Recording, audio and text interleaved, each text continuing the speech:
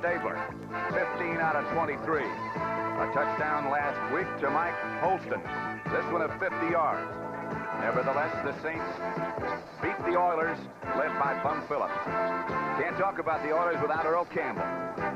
He'll be a main item today in their match against wild card contending Atlanta. CBS presents the National Football League. Today, the Atlanta Falcons against the Houston Oilers.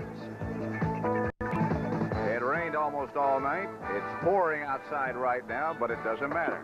We're at the first of the domes, the Astrodome in Houston, Texas, for the match between the Falcons and the Oilers. The Oilers, as I mentioned before, have been under fire, particularly their head coach, Ed Biles, not only from the newspaper writers, but from the players as well. There have been a lot of quotes in the papers saying they don't agree with the offensive philosophy. Just an example of some of the things that have been said. A message from Meekum. Some of Kenny Stabler's comments about the conservative game plans. So it's been a head coach that's been beleaguered. Leeman Bennett, the Atlanta coach, has some fears about what that might cause, however. That's what he was telling us yesterday. So, you know, he's afraid that this is going to provide a lot of motivation for this Oiler team, that they're going to come in sky high today and want to prove everyone wrong, that they're really a better football team than that. John Madden, there is an Oakland Raider connection here in Houston other than you.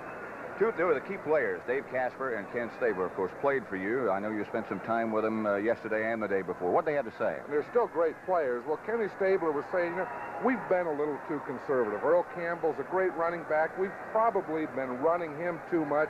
And what we want to do tomorrow is play wide open football. Open it, and there he is right there. He said, I'll probably throw 50 passes. So that's something to look forward to. Can be a lot of fun. We can look forward to the Atlanta Falcons being on offense first, as they have won the toss and chose to receive. Tony Frisch will kick off for the Oilers. Of course, the wind is not a factor, not in any way in this stadium.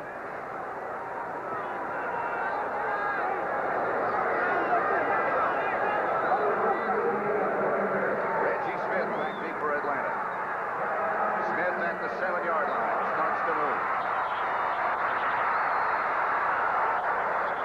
Falcons will operate from about their own 27-yard line. The T retriever is out very quickly. I don't know how fast he's going to go back. The offensive backs and receivers for Atlanta. Bartkowski, Kane, and Andrews, the runners. Francis and Jenkins start wide. Tight end Junior Miller, Ken Scott Van Noot, R.C. Thielman, and Warren Bryant back. Falcons first and 10 from their own 28. Bartkowski puts Junior Miller in motion and will throw. Speaking of airing things out, this is William Andrews. Almost busting out across midfield, gets to the 45. Darrell Hunt made the stop. Here's the Houston Oilers defense, as do most teams. They play a three-man front: Andy Doris, Ken Kennard, and Elvin Bethea. The linebackers, and they're good ones: Washington, Hunt, Bingham, and Brazil. And the secondary, a maligned J.C. Wilson, Stemrick, Reinfeldt, and Vernon Perry. First down Atlanta, their own 44. It'll be Andrews for a couple. Kennard, the nose man, made the tackle. You know, Pat, talking about that Houston Oilers defense, one strength that they've had over the years has been their defense against the run. This year, they're at the bottom of the heap. They're not playing the run as well. Why do you think? Well, it seems like to me that they're not stunning, that the front three aren't as active as they used to be. Andrews got a couple, make it 2nd and 8 at the 46. Opening drive of the first quarter. Three wide receivers: Jackson, Jenkins, and Wallace Francis. Andrews runs the draw play and runs it well. Up to midfield. That was another thing. Greg Bingham made the stop. That was another thing that Leeman Bennett felt they might be able to do, is run the football. And he said, what we're going to do is we're going to uncrank William Andrews. And when you uncrank William Andrews, that's uncranking a great running back. Buffalo beat Washington 21-14. For those of you who watched that game, welcome to the Astrodome in Houston, where there is no score between the Atlanta Falcons and Houston Oilers. Only the 4th time these two have ever played each other. Barkowski back on third down. Throws outside. Alfred Jackson is having an outstanding year. Knocked out of bounds by J.C. Wilson.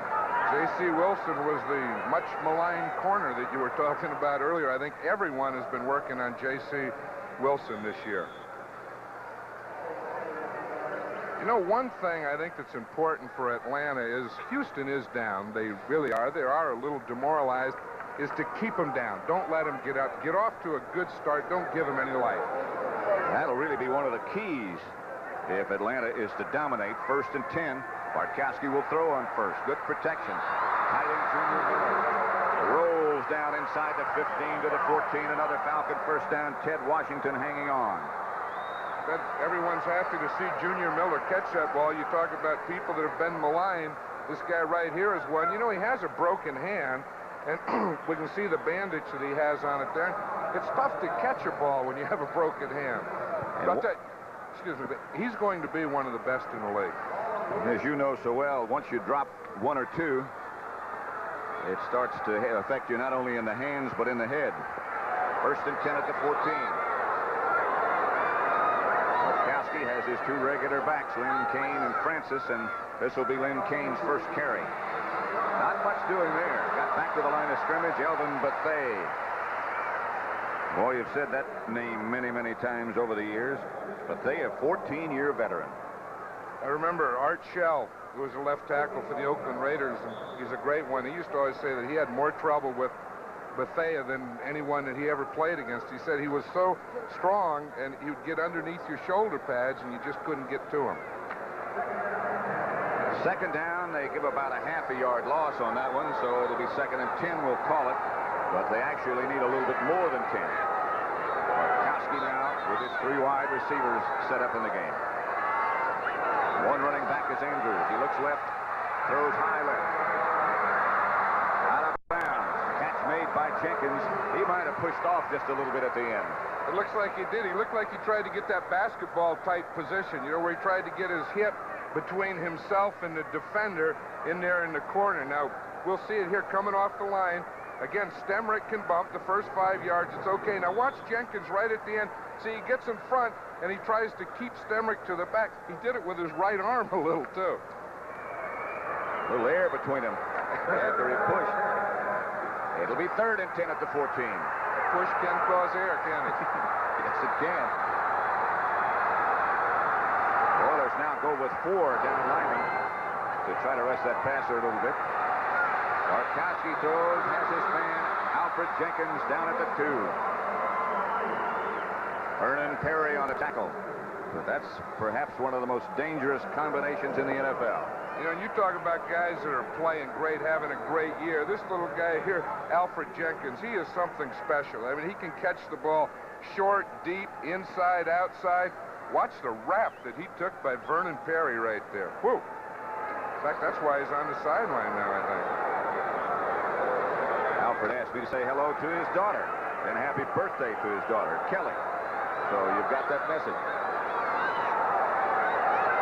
2 tight ends. There's the alignment now. That's Andrews for the touchdown for Atlanta. Good-looking drive right off the bat.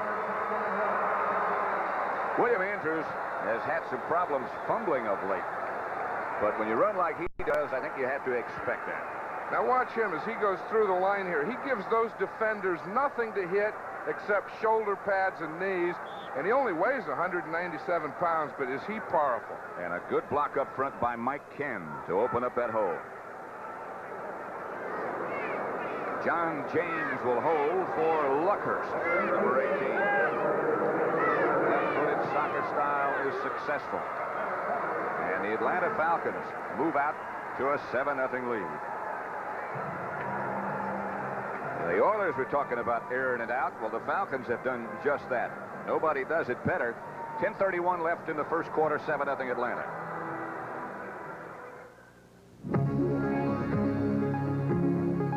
There is a different kind of American wagon. The 1982 Lynx from Lincoln Mercury. Lynx not only has the best fuel efficiency rating of any wagon made in America, it's the only one with both front-wheel drive for traction and four-wheel fully independent suspension for riding. riding comfort. Lynx. Now more than ever, the world belongs to Lincoln Mercury. If your morning shave has turned into a nightmare, gotcha. Wake up to the exclusive twin-action Norelco Rotatract razor. Inside 3 floating heads, twin-action grips and raises hair up, then razors hair off, closer than ever. For twin blade closeness without a nick or cut, the twin-action Norelco Rotatract razor, cord or rechargeable. Because for close shaves, there's no action like twin action. At the Astrodome in Houston, Pat Summerall with John Madden. The Falcons leading the Oilers 7-0 in a very impressive opening drive.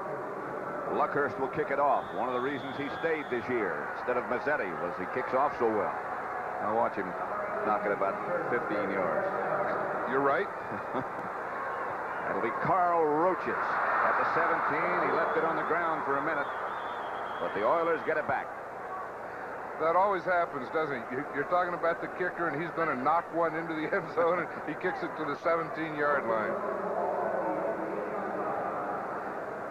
First down for the Oilers. Excuse me, John. Go ahead. I was just saying, that was a great drive. That was an all-pro drive and an Atlanta Falcon drive as we know it. 4:29, they kept the ball.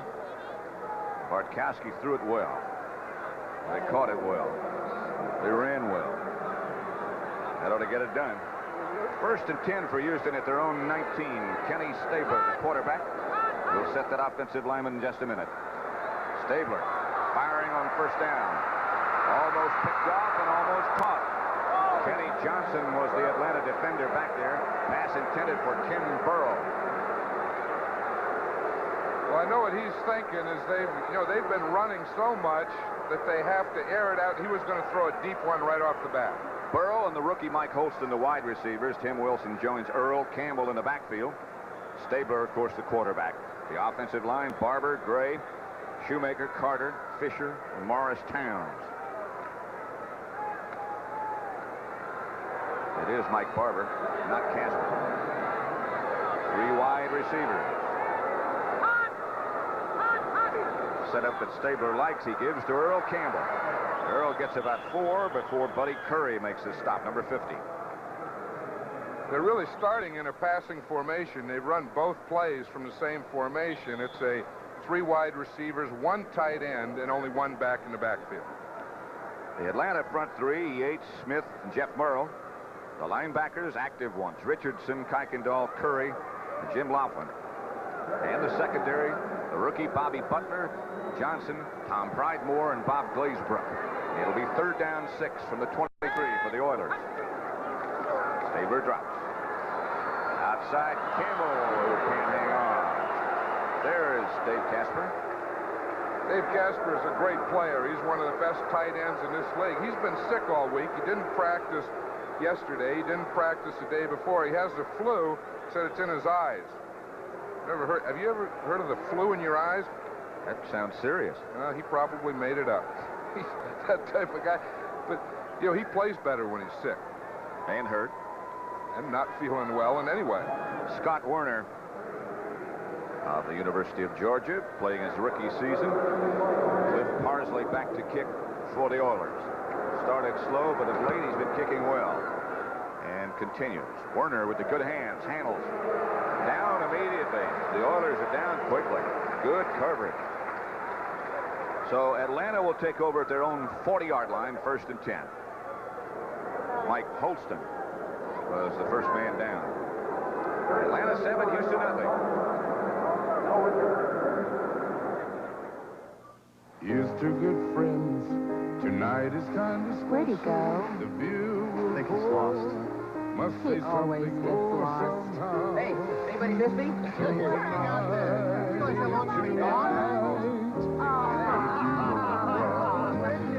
Take a look at this. When you want the taste of a truly great American beer, tonight, let it be low and brown. And here's to our travel agent. Radio Shack makes Christmas dreams come true. Exciting fast-action games with electronic sound effects priced from $7.95 to $79.95. Like the electronic computerized arcade, the sports stadium, two-player baseball, cosmic fireaway, space shot, and more. Your kids can play alone or with a friend. Challenging entertainment for kids 6 to 60. Hours of fascinating fun are waiting for you only at Radio Shack, your Christmas electronics store.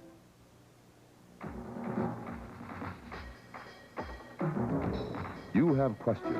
We're going after the answers on the CBS Evening News.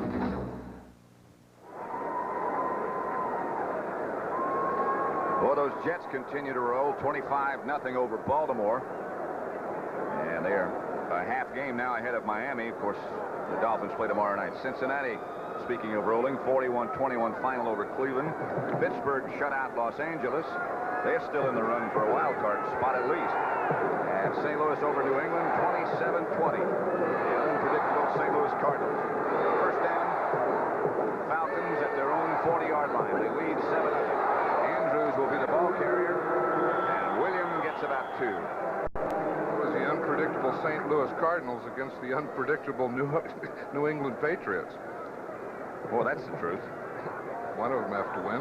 Hard to figure those New Englands are out. There's Lehman Bennett with the headset on. I'm sure he's happy with that first drive because when a team is down, as we said earlier, you want to keep them down. Don't give them any life, and so far, this Falcon team hasn't. Bartkowski 4 out of 5 for 63 yards in that first drive. This should be his 6th passing attempt. 2nd and 8. Now he gives to Andrews off the left side, and Andrews gets away from one tackler. First man there was Kennard. Jesse Baker made the tackle. Kennard was a nose tackle, and he took a move to the right, and he got penetration into the backfield, but he just put his right arm up, and that's not enough to stop William Andrews. There's Kenny Stabler on the sideline. He has a headset on. No, he's not talking to me. He was talking to the coach up in the booth about what they want to do in the next drive. It's the man who made the first hit on that last play, number 71. So you should have had him. Baker at the right defensive end as the Oilers now go with that 4-man front 4. Stinsworth. Here is Bartkowski going deep, and he might have somebody. Alfred Jackson had it bounce off his hands, and Bartkowski might have hit somebody in the helmet. I think it was Stinsworth, and stunned that hand just a little bit. Let's see if we can see it again, because that's one of the most dangerous things for a quarterback. When he steps up, and after he throws the ball, in the process of following through, if he does bang his hand, let's see it right. Ooh, no, that wasn't his hand. That was his arm got caught. That's another dangerous thing. When your arm gets caught up in that position and you get hit right there, that can really hurt a person's throwing arm. It can also affect his shoulder, jerk it out of joint even, or bruise it. John James to punt for Atlanta. Not one of his best. Carl Roaches will return it. And he can get it done. Roaches taken down from behind. John Mayberry was the first man down. James Mayberry, sorry. John plays baseball. Atlanta 7, Houston nothing. 7:48 left. For the special times, for the happy times, for what's been, for what will be, for all the years and all the tears, for what you mean to me, for all you give me, a diamond, and forever I give to you. Don't you have more than Christmas to celebrate? Give her a diamond. Introducing another engineering wonder, the new 1982 Honda Accord. It handles better, and to use less energy, we've increased the gas mileage. We've improved the aerodynamics and made it quieter inside. We've also made it roomier. Any wonder the new Accord is so well engineered? After all, it's a Honda. Honda, we make it simple. Atlanta 7, Houston nothing. You see the time remaining first quarter. Atlanta of defense on the field. Oilers on offense with Ken Stabler, the quarterback. Stabler. Again, they operate with 3 wide receivers. Again, Stabler looks over the middle short to Earl Campbell. He is taken down by Fulton Kuykendall. That Atlanta defense is missing. Defense, I should say, is missing one key man. Joel Williams, and I really think Atlanta had a great year last year. They're not having the same type of year, and Joel Williams has been having knee problems all year. He played Monday night, didn't practice all week, probably won't play today, and I think they miss him as much as anything because he was their leading sacker last year as a linebacker. They, of course, have the reputation over recent years of doing a lot of blitzing, and that's why 2nd down 8 from the 24. Stabler gives to Campbell. Campbell over the left side, hit by Don Smith. Speaking of good years and having one, 65 is having one this year. You know, Don Smith, the nose tackle, he didn't want to play nose tackle a year ago. This year they changed the rules where those guards can't come down and block them on their knees below the waist, and he likes that position a lot more. I can see why. Lehman Bennett watching his defense on the field at the moment as Burrow and Holston come out wide to the right, and Tim Smith has just been activated, is split wide left. Stabler moves out of the pocket, throws down the middle for Burrow. Bobby Butler broke it up. The veteran Ken Burrow, the intended receiver. This telecast is presented by authority of the National Football League, is intended for the private use of our audience. Any rebroadcast or other use of this telecast without the express written consent of the Houston Oilers and the National Football League is prohibited. Again, it's Parsley back to punt for Houston. And Scott Werner back deep for Atlanta. He is number 30, of course, with the good hands. Parsley fires a rocket this time. Chases Werner back to his 27. Starts wide to the left. Cuts back up the middle, gets back to about the 29, and that's it. Good hustle by the Oilers. A lot of folks will have to get credit for that tackle after a 47-yard punt by Parsley. Carter Hartwig, I believe, was the first man down to make contact. So we have 6:13 left in the first quarter at the Astrodome, and it's Atlanta 7, Houston nothing. These babies cost over $300,000, and quarries are tough on their engines. So Fram designed a special double air filter to protect them. Now we've designed a double filter for cars. It's the Fram Extra Life. Inside a normal filter, outside an extra filter. It lasts 50% longer than our old Fram filter, but it doesn't cost any more. So why not get one to protect your car? It may not have cost you $300,000, but it's still a big investment. The engineers of Mercedes-Benz have created an advanced diesel power system. Its heart, this compact turbocharger. And this system has just transformed 2 more diesels into high-performance turbo diesels. Mercedes-Benz unleashes the 300D sedan and the 300 CD coupe. Now with 45% more power. The 300D sedan and the 300 CD coupe. The 2 newest turbo diesels from Mercedes-Benz. Monday, Private Benjamin's socialite parents try to get Judy booted out of camp. Then Nan's counseling session leaves Brentwood feeling under par on The Two of Us right after Private Benjamin. Maybe it's not time to part with Bart in Green Bay. 35-23. They were down 14-0. They came back to beat Minnesota. Fourth quarter, Tampa Bay hanging tough now. 24-14 over New Orleans. They're one of the teams that are tied with Atlanta for that 5th wild card spot. So the people in Atlanta will be watching that one, too. Bartkowski under a blitz. Throws down the middle. Complete to Wallace Francis. And he hung on. He threw a strike under duress. Mike Reinfeldt made the tackle. That was a perfect strike. What the coverage was is that double zone where both corners rotate. The safeties work to the outside. You see the safeties up there running out? Now they're going to get right down. Wallace Francis will get right down in the middle, seeing those safeties can't get back to him until Mike Reinfeldt gets there. That's a perfect pass against that coverage. 36-yard pass completion from Bartkowski to Francis. It's the kind of year he's had. All 3 of their wide receivers have been outstanding. He'd be mad with his name spelled that way. That's William Andrews, I believe, yes. Swinging off the left side for about 4, Reinfeldt came up to make the initial hit again. So these Atlanta receivers are always joking about everyone getting them mixed up with Alfred Jenkins and Alfred Jackson, and they call Jackson Jenkins and Jenkins Jackson. We went through that in the locker room yesterday, didn't we? I know they're all good. Yeah, we told Alfred Jenkins, I know you.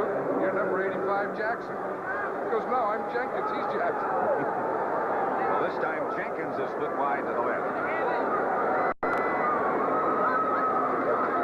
Ball given again to Andrews. Belting over the right side for, again, about 4. Jesse Baker, the first Oiler to hit him.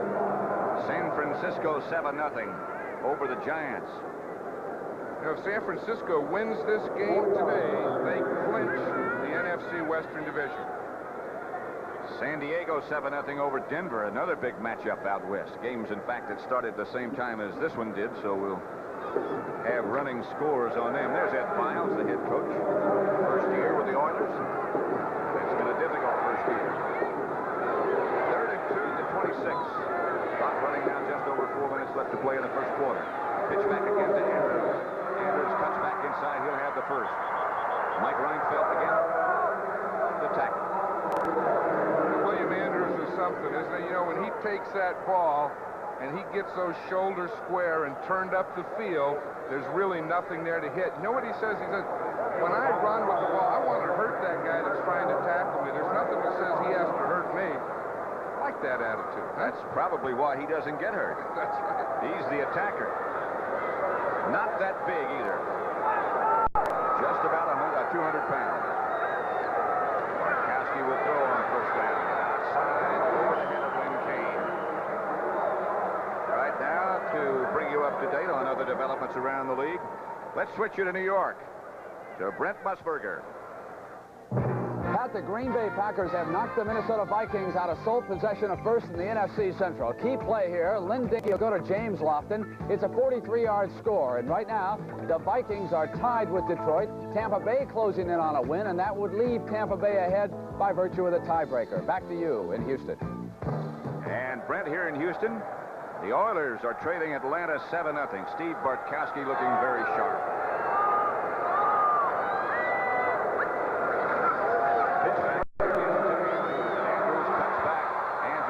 Almost to the 10 and rolls inside. It depends on where they mark it. Robert Brazil made the tackle. Well, Lehman Bennett said, excuse me, Pat, well, that's the greatest drive stopper in the world, that holding penalty. But Lehman Bennett told us yesterday that he was going to uncrank William Andrews. They'll bring this one back as Lynn Kane starts strolling back to the huddle.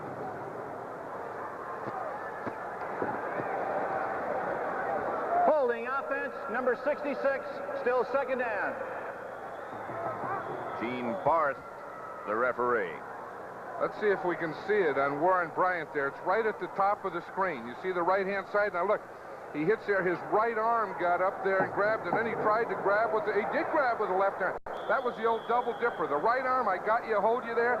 Then I used my left arm to hold you. Should that be 20 yards? 20. Now, those poor offensive linemen, you never hear the referee, Gene Barth, say, you know, that was a nice block they made. The only time they ever mention a name is when they catch him holding. Bartkowski took this time out, and he comes over to talk with the assistant coaches. There's Bryant, who doesn't necessarily agree with that call. Boy, these Falcons have got 2 outstanding offensive tackles, not just in ability, but in size. You see Warren Bryant there. He wore those red gloves. Look at this, San Diego 14-0. Now, you know, that's one way that you get caught. Now, listen up, Warren. You see, if you don't wear red, because when that red glove gets on the white jersey, that official can see it. See, if you wore or tape those red gloves white, then when you get your hand up there, then they can't see it. See, but he saw that red glove on the white jersey.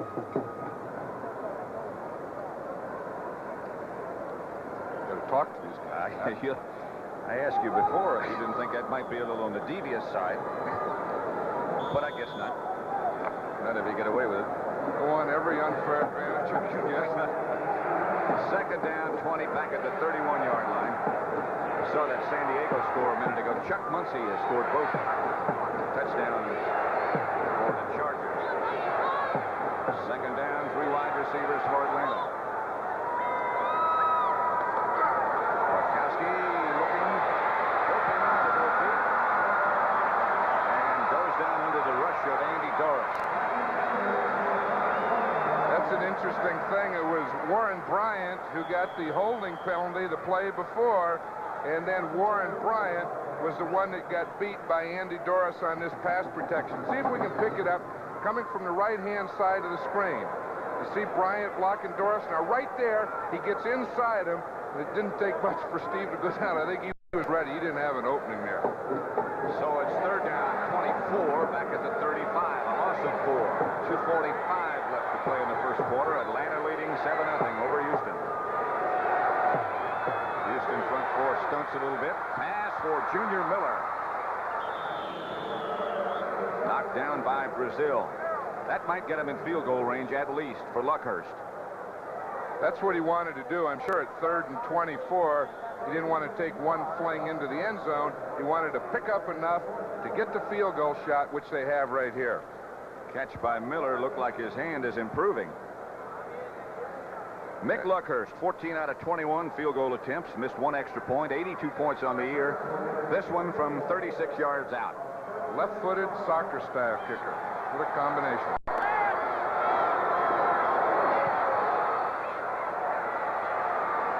It's good. Watch that kicker, and he'll tell you right away whether it's good or not. You're right. You don't even have to wait for the ball to get to the goalpost. Now watch. The minute he hits it here, the ball is up. By the time he looks up, he knows. Look, he's giving it the signal right there. That right arm up means it's good. His 15th of the year. If he puts both arms up, it means it's really good. Yeah, right arm up, head down means good, too. 10-0. Next week, CBS Sports Saturday brings you more great boxing, championship caliber. Power puncher Claude Noel defends his WBA lightweight crown for the first time against tough, young Arturo Frias. So be ringside next week, live right after the Kentucky-Ohio State NCAA basketball game on the CBS Sports Saturday. Luckhurst just hit from 36 yards out. Will kick in the direction of Carl Roaches and Willie Tullis. Again, he doesn't get it very deep.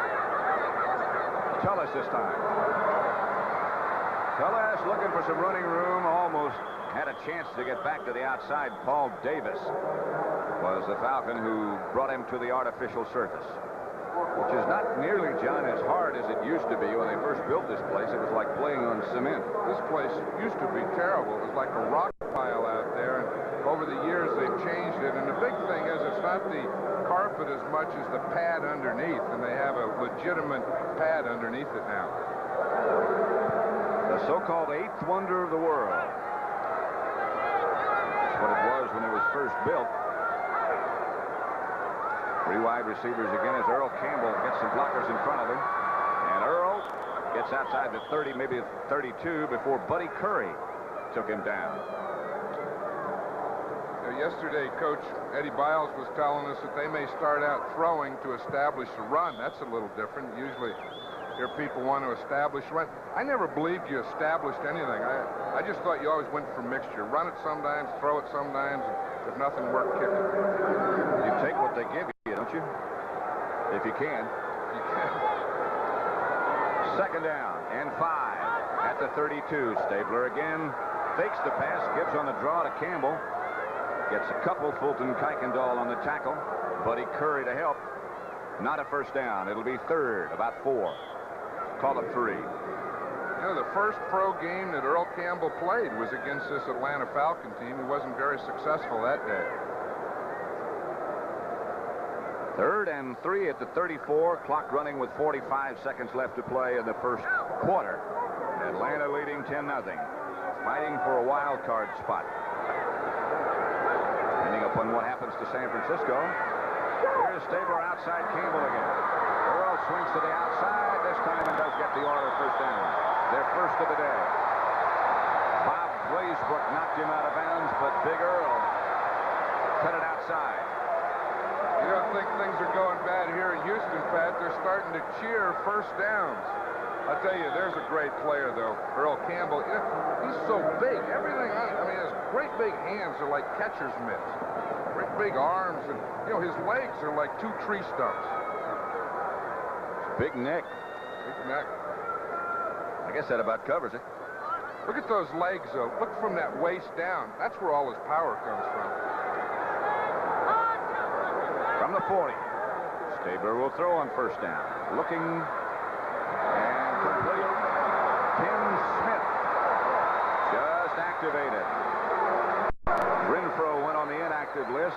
He activated Smith. Bobby Butler on the defense. I'll tell you, that's the best thing he can throw, is that pattern. You see that? It was out there to the right. I think I've seen that. You know, that's one he always threw to Fred Biletnikoff. He goes back, looks out there, boom, right there on the sideline. Things are looking up for Atlanta. They lead Houston 10-0 after 1. We're Exxon. We're people like Captain Dale Silcox, bringing oil from Alaska's North Slope to the lower 48 states. The crude I take on here at Valdez has come 800 miles through the Alaska pipeline. The tanker I command carries 500,000 barrels of it south every month, sometimes to refineries in California, but other times all the way down to a port near the Panama Canal, where it is transferred into smaller tankers that can fit through the locks. The entire trip through the Panama Canal takes about 10 hours. Once they reach the Caribbean, they head for our Baton Rouge refinery to make their delivery. From there, riverboats take their refined product on up into the country by way of the Mississippi. I always was fascinated by the river, and it sort of come second nature to me because my daddy was a commercial fisherman, and I just lived for the day that I could get in that boat and go across the river. I always see something new and learn something new. We unload our shipment at various points along the river. This cargo is then taken by tank trucks to our customers.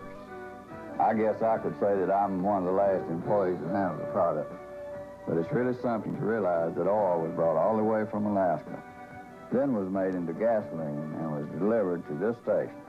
I just love it because it's a pretty good challenge at times. We're more than 100,000 people working on energy.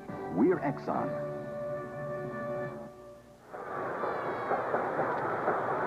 Ready to start the second quarter at the Astrodome in Houston. Pat Summerall with John Madden. Falcons leading the Oilers 10-0. And looking sharp. First down, Stabler. Earl drops the football. I think he got it back. Kenny Johnson, with 37 for the Falcons, was the defender who got there first. You know, they're starting to stun in the interior line there in the Falcons now on first down. Kenny Stabler came out and started passing on first down, so now the Falcons are going to some defensive line stunts. Let's see if we can watch it in here. Now watch your nose tackle. We were talking about Don Smith. Watch this, it's a cross. You see the end comes first. He loops to the outside up the field. Now that's a pass rush move, so they're starting to use pass rush stunts on first down. Second down, 7. That's Campbell. Rolls first down to the right side of the Atlanta defense, the toughest in the NFC against the run. You know, earlier I said that Earl Campbell played his first game as a pro against the Atlanta Falcons, and he did. Look at this move here, that little cutback. He even looks good when he stumbles. Watch that power, though. See, those legs keep driving. Oh, is he hard to bring down? Watch this, right through here. Heads are always up, shoulders are always square. You know, it looks like right at the end here, Pat, he may have gotten hurt because he's still down on the field. Gained 14 yards and a first down, but he is still down, indeed. Atlanta leading by 10. Wang announces the most important step in managing information since the computer, WangNet. WangNet is the electronic connection that gives anyone in your office any kind of information they need instantly by linking together every conceivable kind of office equipment, no matter who makes it. WangNet links you to floors below or satellites above, using just half its capacity. leaving room, of course, for Wang's next breakthrough in office automation. I'm Joe Duncan, State Farm agent, Cincinnati, Ohio, speaking for thousands of State Farm agents around the country.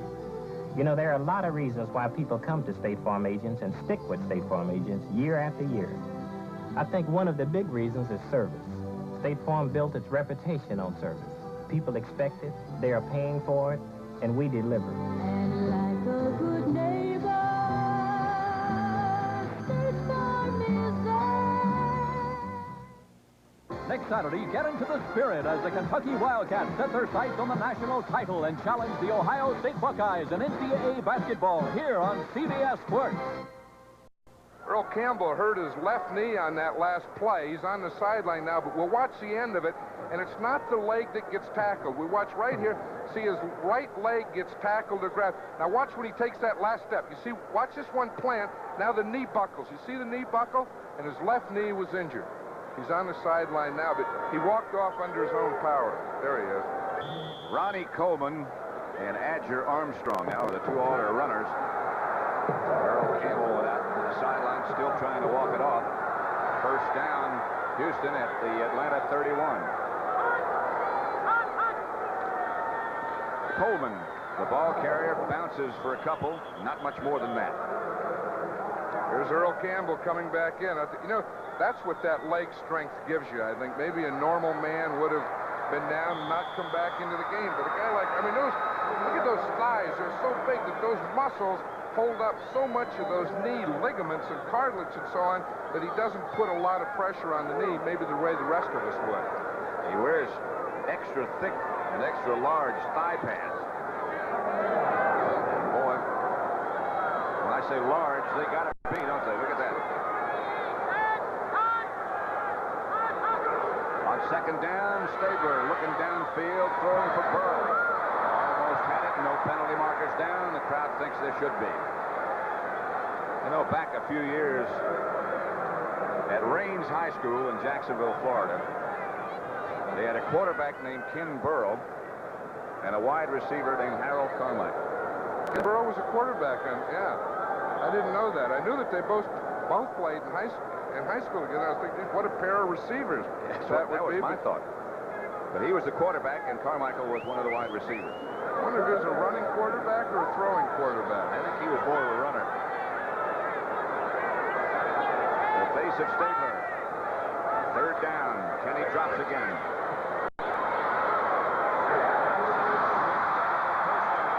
Houston as Stabler finds the young man. There's a holding penalty on the play, Pat. I'm sure it's against the Oilers, and it'll come back again. But that was, you know, he can darn near throw that pass, that out or sideline to the right side blindfolded. And if you give Kenny Stabler time, he can get it out there. But these penalties that we're seeing right here are great drive stoppers. Illegal use of the hands, number 74 offense, a push in the face with both hands, still third down. That particular pass, John, as you know perhaps better than anybody else, doesn't require a big, strong arm. It requires timing. It requires timing and two things. You have to lead it two ways. One, to the sideline, but more important is lead it back towards the quarterback. And he's a master at that. And then you've got that receiver running away from the defender. Third down, 18 for the Oilers. Stabler back again. Being chased this time. Gets it out to Campbell. He'll get something, but not enough for Tony Frisch in a field goal, I don't believe. The Oilers... Sorry, I'm just going to identify that Laughlin made the tackle. You know, they did have enough on that pass that was called back. That would have been within the field goal range, and so that it wasn't a holding penalty. It was a hit in the face. You know, they can use both hands to block with, but they can't put both hands to the face, and that was a penalty on Leon Gray. Parsley will stand back about midfield, right under the gondola. Warner back at the 10-yard line.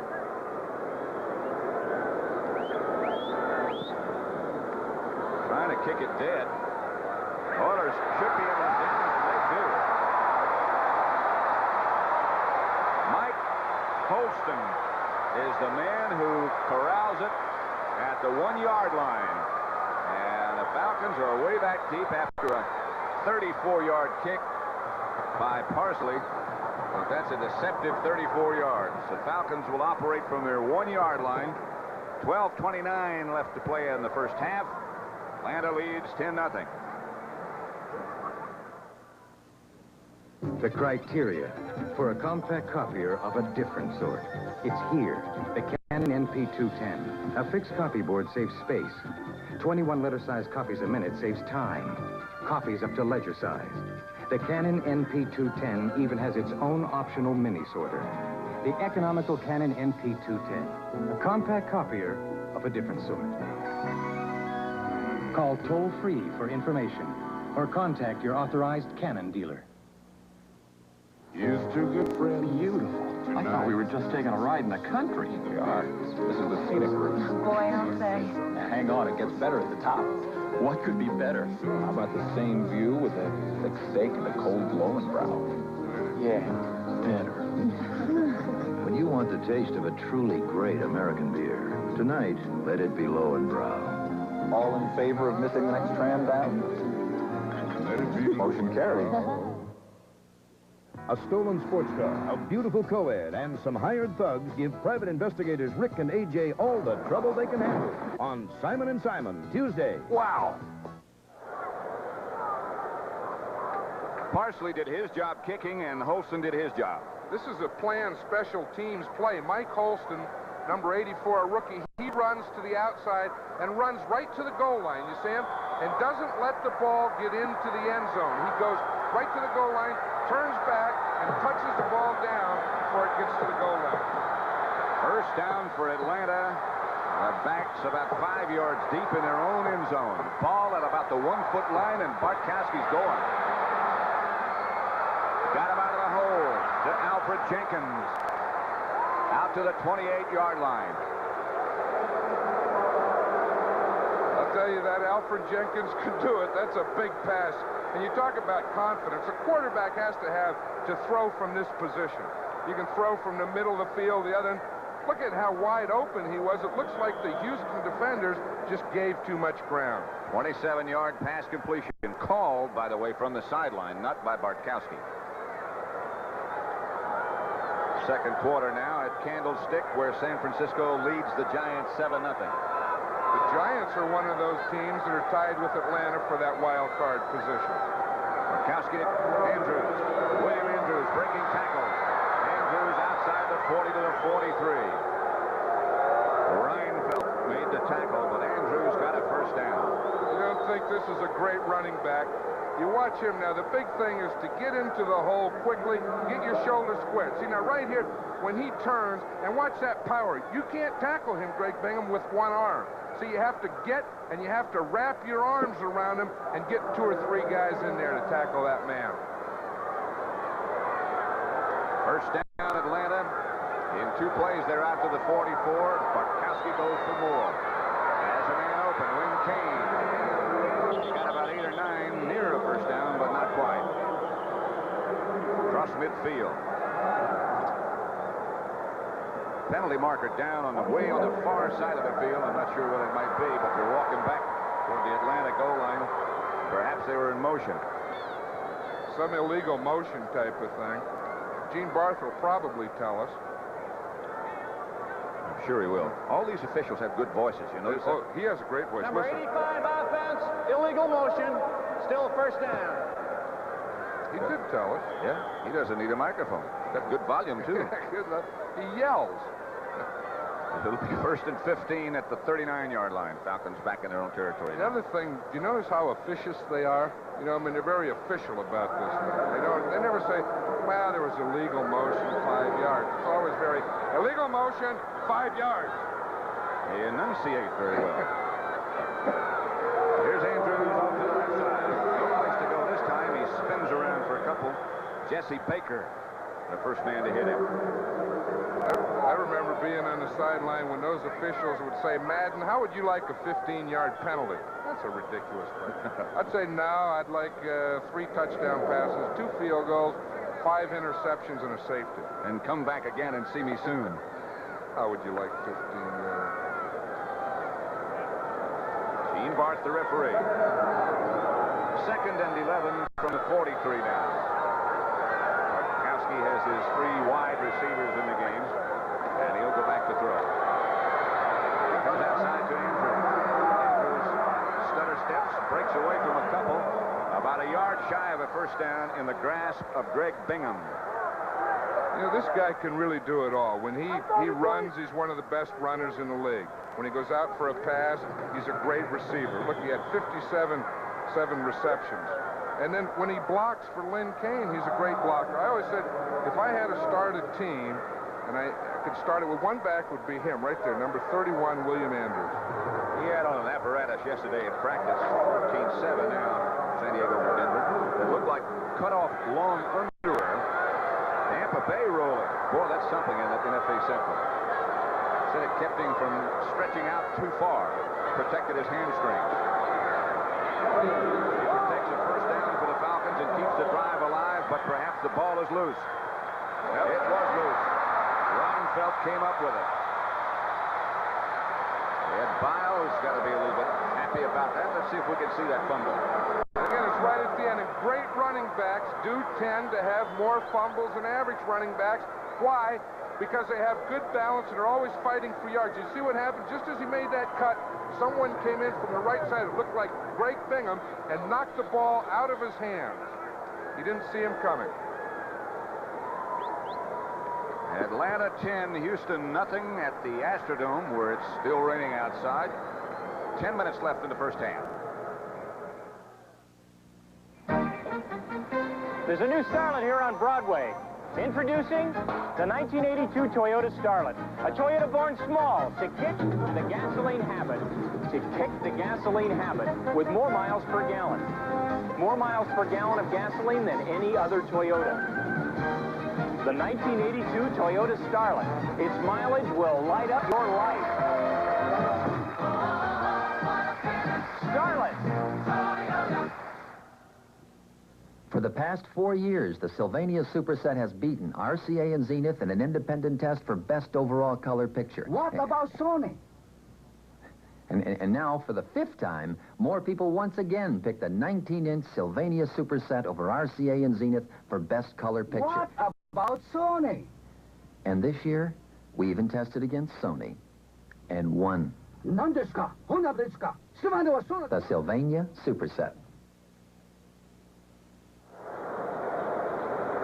At the beginning of the day, it appeared those were the wild card contenders in the NFC. Detroit 7-6, Atlanta 6-6, the Giants 6-6, and Tampa Bay 6-6. But Green Bay trounced Minnesota today, 35-23. So their record now is 6-7. You can't count them out of the possible championship in the NFC Central. Detroit is 7-6, Minnesota 7-6, and it appears that Tampa Bay will be 7-6. Central, someone tends to win that by default every year. Every year, you're right. First and 10 at the 43. Stapler, the Serpent. Flea flicker. Stabler going deep for Burrow. And picked off, I believe, by Mike Reinfeldt. Reinfeldt, who had 2 last Monday night, has another one. Pridemore, I'm sorry. Here is Pridemore, the congressman, the representative in West Virginia, comes up with another big interception. I tell you, it's tough enough when you throw an interception, but it didn't look like any of those players on the offense wanted to tackle. They come off the line of scrimmage real slow. You see Kenny Burrow, he comes off to make it look like run. Tom Pridemore, number 27, didn't go for the fake. He made a great interception. You see him stretch out? Now, no one's touched him yet, so he can get up. He can still run. Find some blockers. Get up to the sideline. Cut in.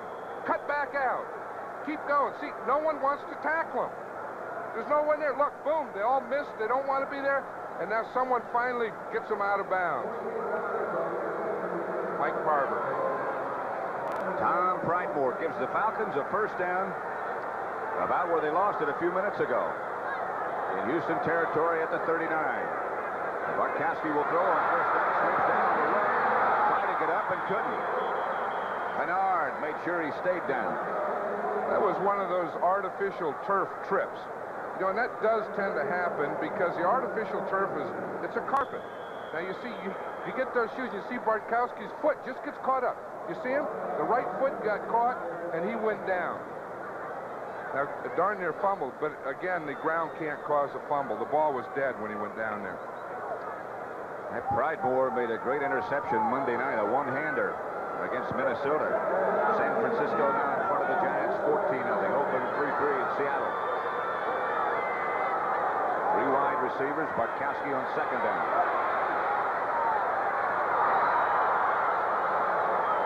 Pass is complete to Wallace Francis. For an update, let's again send you to Brent Musburger in New York. Hey, Pat, tell your buddy John Madden I got the Big Sky draw play right here. Look at this. Joe Montana gets in there behind that big burly lineman. 20 yards for a touchdown. Would you believe it, Pat? The Niners right now lead your Giants by 14. Back to Pat Summerall. They're not my Giants when they're behind. Don't you know that? The Big Sky draw play, huh? Montana ski. Aha. I'm glad you were here to interpret what that meant. Yeah, the Big Sky, Montana. You know, Brent? That's right, he's from Brent Montana. has a place in Montana. He has a ranch up there. He's from Montana, and he has a ranch up there. Holding against Atlanta, second and 28 from the 43 as they move backwards. Bartkowski going deep. He's got a man and has it. Complete to Alfred Jenkins, who does a dance and does not quite get the first down. Vernon Perry, the defender. I'll tell you, I really like this Alfred Jenkins. You know, he has so much life in him. He's not the biggest in the world, but he always makes big plays. Now watch, he's over here on Greg Stemrick. Stemrick is way off. Look, you can't even see him. He's 5 yards back. He gives him a little hook move, work back a little, right to the sideline. There was no one there. That's like taking candy from a baby. 24-yard gain included in that yardage figure, 62 on the day. Third down, about 4 from the 33.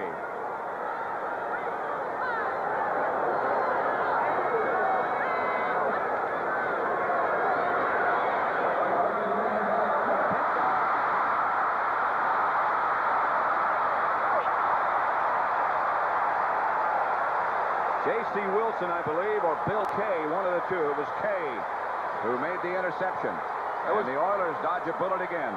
Excuse me, Pat. That was Bill Kay. He's a rookie from Purdue. He's one of the players that Eddie Biles said that he wanted to see more of today. What a way to see more of him here. Bartkowski had a man open. You see him throwing right here. He's throwing to the inside. The ball bounces off his hands. And then Bill Kay is right there waiting for the interception. 31-yard interception return, and the Atlanta lead stays like it was. 10-0 in the second quarter.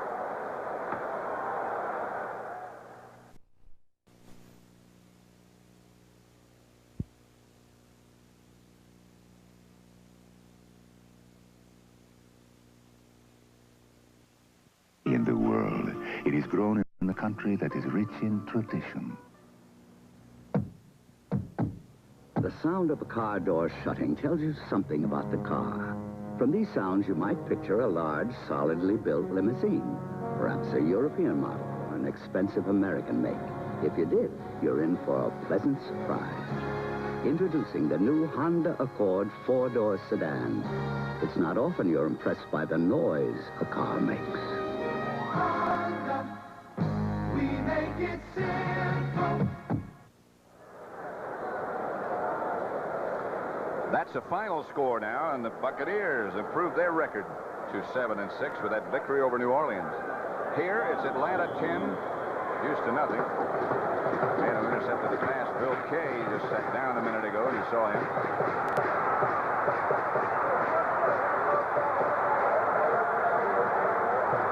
First down, Houston at midfield. Atlanta comes with a blitz. Stadium hangs in with a ball probably to our second. Atlanta sent everybody. You know what they're doing? Atlanta usually plays run on first down. We saw the last two times that the Oilers have had the ball, they're not playing run anymore on first down. They're playing pass. And they played with a blitz on that last play. I believe it was Fulton Kuykendall that knocked the ball down. Atlanta linebackers always very active. Richardson, Kuykendall, Curry, and Laughlin.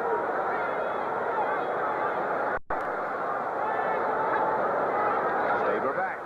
Again, the blitz is on. Stabler gets away from it. Mike Holston made the reception. About a yard shy of a first down. Well, Snake still has a little move in him. You know how he got the name Snake? He was in high school, and he returned a kickoff the length of the field, going back and, you know, reversing his field, those old things back and forth.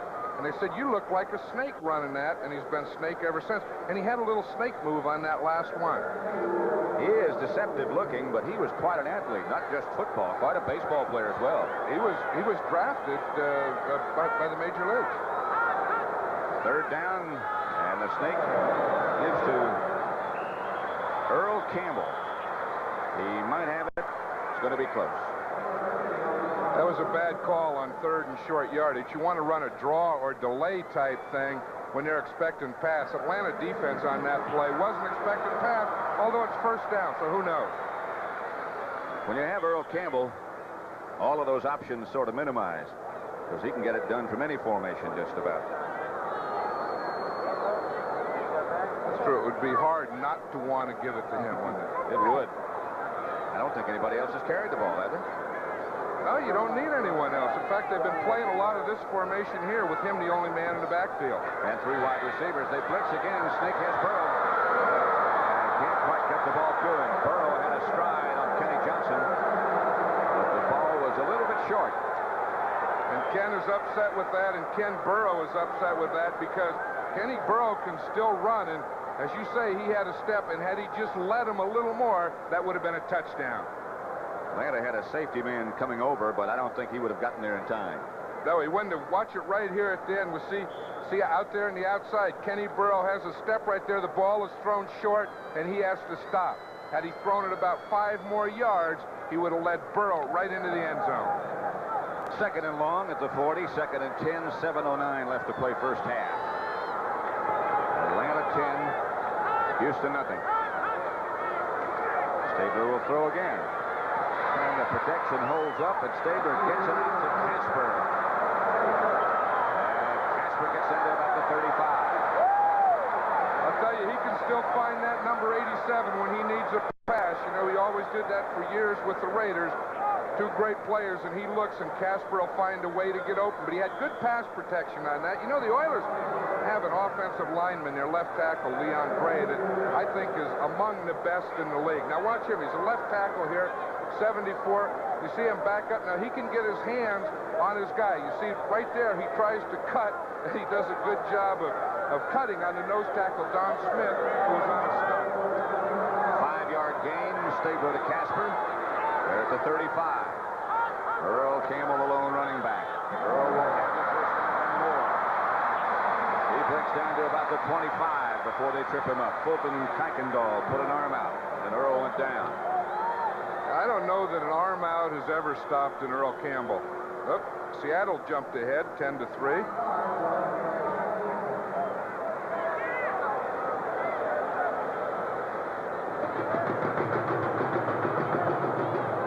You know, Kenny Stabler was telling me yesterday, Pat, that Earl Campbell is such a good thing that once you get it going, you just keep giving it to him, and you can't overwork him. On first down, the Oilers put in Adger Armstrong, and he goes out of the backfield. It's a pass receiver. Holston gets down to about the 20. That's Mike Holston, number 84 there. He's a rookie starting his first game today. He had been a special teams player, you know, covering on punts, and he said that he felt that that helped him get away from defensive backs and find openings more than anything. See, this is an underneath pattern. He starts up, then he comes in underneath the linebackers that are dropping deep. Al Richardson, one of the Atlanta linebackers, was shaken up on that last play, and he's still down. There are the Atlanta medical people. 10-0 they lead. What are we doing here? IBM. They know about computers. Well, what do they know about our business, sportswear?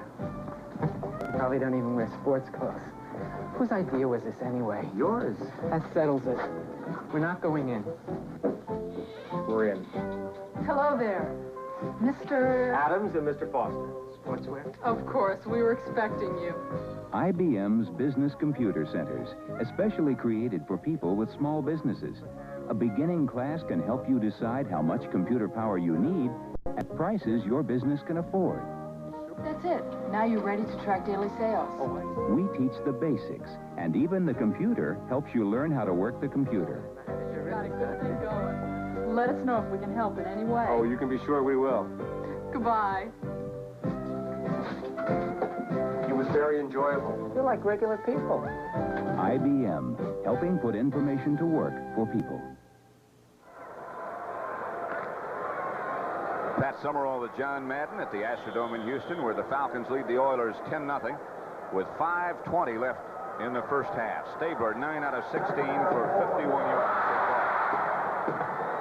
Second down, 4 from the 20.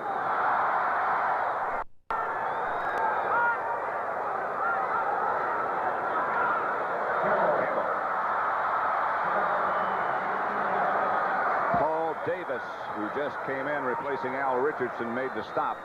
But Campbell, I believe, got the first down. He did. That time he ran from split backs. That was one of the things that Eddie Biles said early in the year that they were going to do. Then they got away from it, back to the I formation. And here it is. You see him coming all the way across the backfield. Again, following his blockers. Look at that straight arm there. Boom, he's so strong that it really takes a couple guys to bring him down. You know, I had mentioned earlier that Earl Campbell's first game was against Atlanta, and that was true. And I said he didn't have a big day. That wasn't true. He gained 136 yards, including a 73-yard touchdown. So, that's a fair start. That's not bad. Set the record straight. 4:52 left to play. Holston and Burrow both go out. They'll go with 2 tight ends and what amounts to 2 fullbacks, and maybe even 3. Tim Wilson, Campbell, and Adger Armstrong all in the game, and now Armstrong flanks on the left-hand side. Campbell dives to the 15 and has that first down that he needed. He needed only a foot. Fulton Kuykendall made the stop. That's a play that's almost impossible to stop, and that's what Lehman Bennett is thinking there. There's no way we can stop Earl Campbell when he only needs a foot. Earl over 1,000 yards again this year, leads the AFC. I was talking to him once about running, and he says that he feels that he runs better the closer he gets to the goal line and when he's a little tired. I think he has both those ingredients now. Stabler to throw. A lot of time for Burrow. Broken up in the end zone. Tom Prightmore again knocked it away from Burrow. Tell you one thing, the Atlanta Falcon defense is doing a great job of pass coverage inside. But really the only success that Houston has had so far is when they would pass to the outside. I would expect that they would go back to that. One of those comebackers to one of those wide receivers. Second down 10 at the 15-yard line. 3:47 left to play in the first half. That's what I do, or find my tight end. Holston, wide right.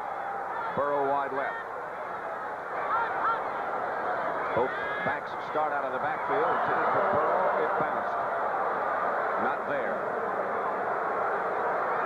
The Oilers have Gifford Nielsen as their backup quarterback again after he came off the injury list. He threw that one a little low. Now, watch this. We see Burrow out here on Kenny Johnson. It's just a quick slant. He has it right there, and the ball is too low. No way he could do it. When he used to play for Oakland, when he'd do that, he'd come off on the sideline and say, high ball drinker, low ball thrower. He has a reputation to uphold. Third down 10.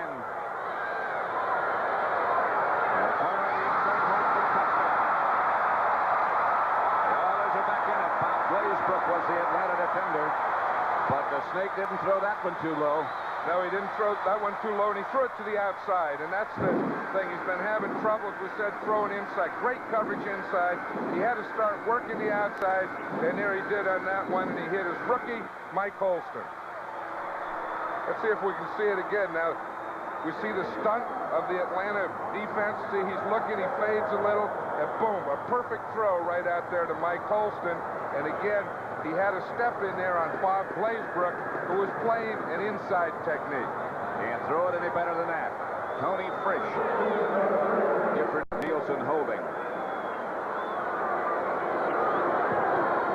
Block.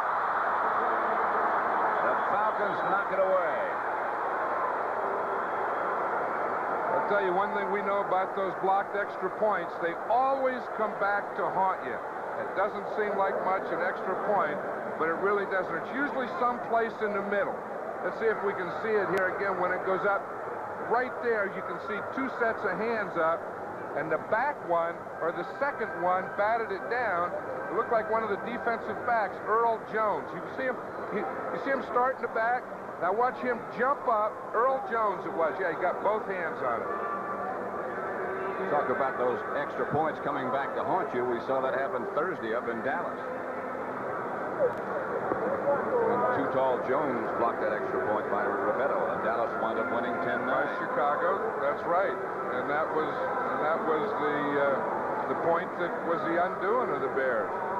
You know, that's the first time that they've had an extra point blocked in 25 tries. There is Ken Stabler, and that other fellow's a friend of yours, too. They sure are. They're talking about what they want to do. See, now, one thing about Snake, he'll listen. And he has an open mind, and he wants all the help that he can get. Here's Frisch to kick off. Doesn't hit it just right. Reggie Smith on the return, and Reggie piles it out to about the 38, 39-yard line. Carter Hartwig made the stop, and Atlanta will take over there. 1st and 10. 3:29 left first half. They lead by 4. You know what Lehman Bennett's thinking there? You see, he just hit his right leg with that thing. He's thinking we had a chance. You know, we were up 10-0, and then we got down there and had that turnover there. We had a chance to put them away, and we're giving them life now. We got to take it away again. Falcons have 2 timeouts left, and they have a first down at their own 39. Hand off to Lynn Kane. Swings to the outside, gets perhaps 5 yards before he's taken down by Art Stringer, number 56. There's Holston, a rookie from Morgan State who just scored the touchdown. 20-7, San Diego over Denver now. So Indy has some little words for the audience.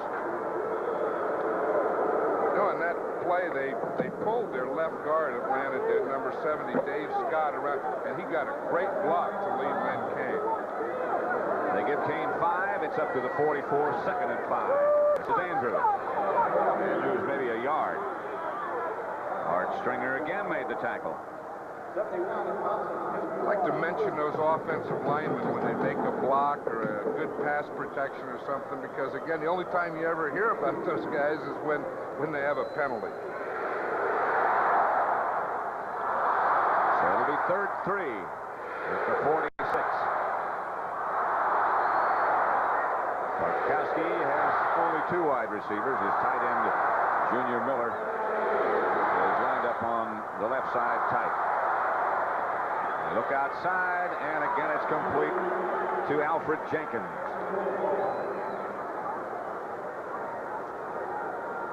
Huh. That's very nice. They mention you and I and our producer Bob Stena. They don't mention our director John McDonough. Why do you get top billing? Oh, is it? I don't know. That shouldn't be that way. Get that thing changed. Put Summerall first. You hear me? Yeah, Madden 3rd. Put Madden at the bottom. Humphrey. First down 10, I'm sorry, at the 43, 2:09. Clock is stopped at that point. Miller goes in motion left. Bartkowski will throw on first down. He goes deep.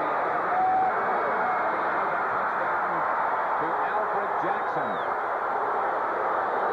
Bartkowski can throw the bomb with the best. probably throw the bomb better than anyone because the coverage really wasn't bad. The safety, Mike Reinfeld, was there. Let's watch it from the outside now. We see a different type of coverage. That's supposed to be a zone. It looked like Stemrick got fouled up. And then right over here, you see Reinfeld's coming in, and he's going to take a shot right here at getting his arm in there.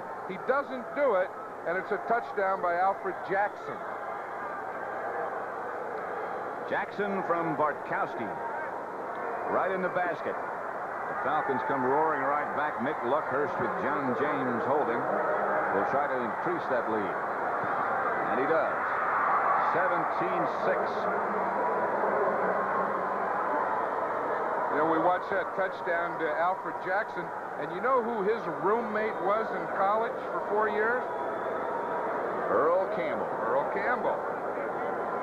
Watch him here. He was telling us about that he lived with Earl Campbell, and he always says one great one and one that they didn't know anything about. He said he never thought he'd play pro football. He said, here he is. Well, he was a defensive back at one time. And Ray Claiborne, who was up at New England, was the offensive wide receiver. So they just switched the two of them. He became a receiver. Claiborne became a defensive back. Then Claiborne moved in with them. So it was the three of them.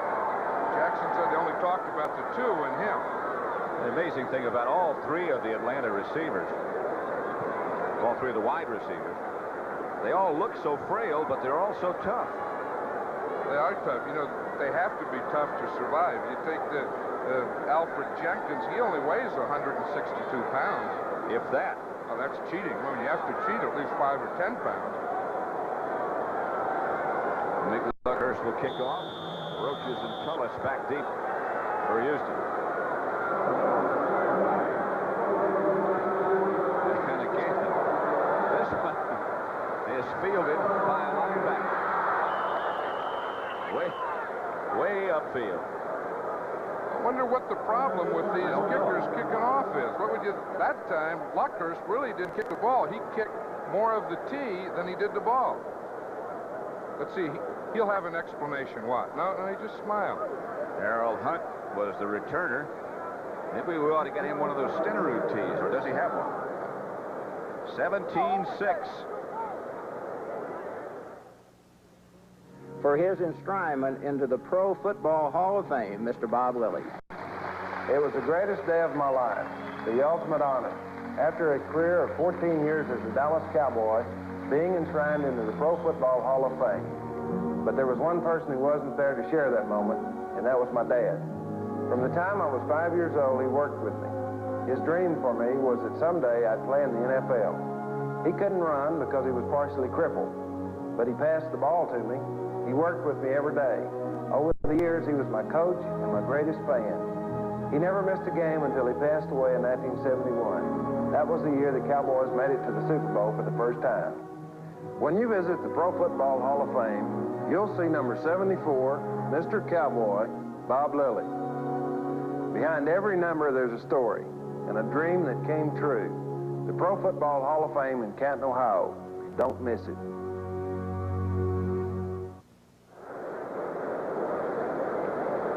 The preceding message was furnished by the National Football League. That is an old kicker or ex-kicker. What did Mick Luckhurst do wrong here? He's got his right foot too far forward. Watch the tee go. It restricts him. He gets too far over the ball, and you just can't get it done like that. The tee almost went as far as the ball. He's over discussing things right now and scratching his head. Scratching his head, saying, I don't know what happened on that one. Huh. You should listen. That'll tell you. Luckhurst, look up here. 1:55 left first half. Stabler has his pass picked off by Dwayne Geisen. And the Falcons are in business again. And the fans are booing, but that ball wasn't to throw. That was tipped at the line of scrimmage, and that interception should go to one of the defensive linemen. I'm not sure who it was, but it looked like it was coming from the left side there. See if we can get it. There's a stun here. Now watch him start to throw, and the ball was tipped right there. It looks like maybe it was Jeff Merrill. That's what caused the interception. Now, someone else will get credit for it, but that credit really should go to Jeff Merrill. There's Jeff. See, he's telling how he did it. You see, he was telling Al Richardson, I just put both hands up, and there it was. So it's a first down Atlanta. The Houston 42 and Bartkowski will go for more. He's 11 out of 15 already. He got more. Alfred Jenkins. And did he ever throw a strike that time? What a combination that is. You know, he ran right by the rookie cornerback, Bill Kay. Bill Kay is playing in place of J.C. Wilson now, but Alfred Jenkins has run by a lot of them, and he's run under strikes like this from Bartkowski. But watch this one. This is a perfect throw. Now, Jenkins didn't have anything. He just runs right by. What a perfect shot. He lit the afterburner at about the 15-yard line. Here it is right here. We'll see. Here's the 15-yard line right there, and you're right. He put another gear on that one. And the perfect throw over his head, but over his outside shoulder. Boy, that's beautiful to watch. James Luckhurst.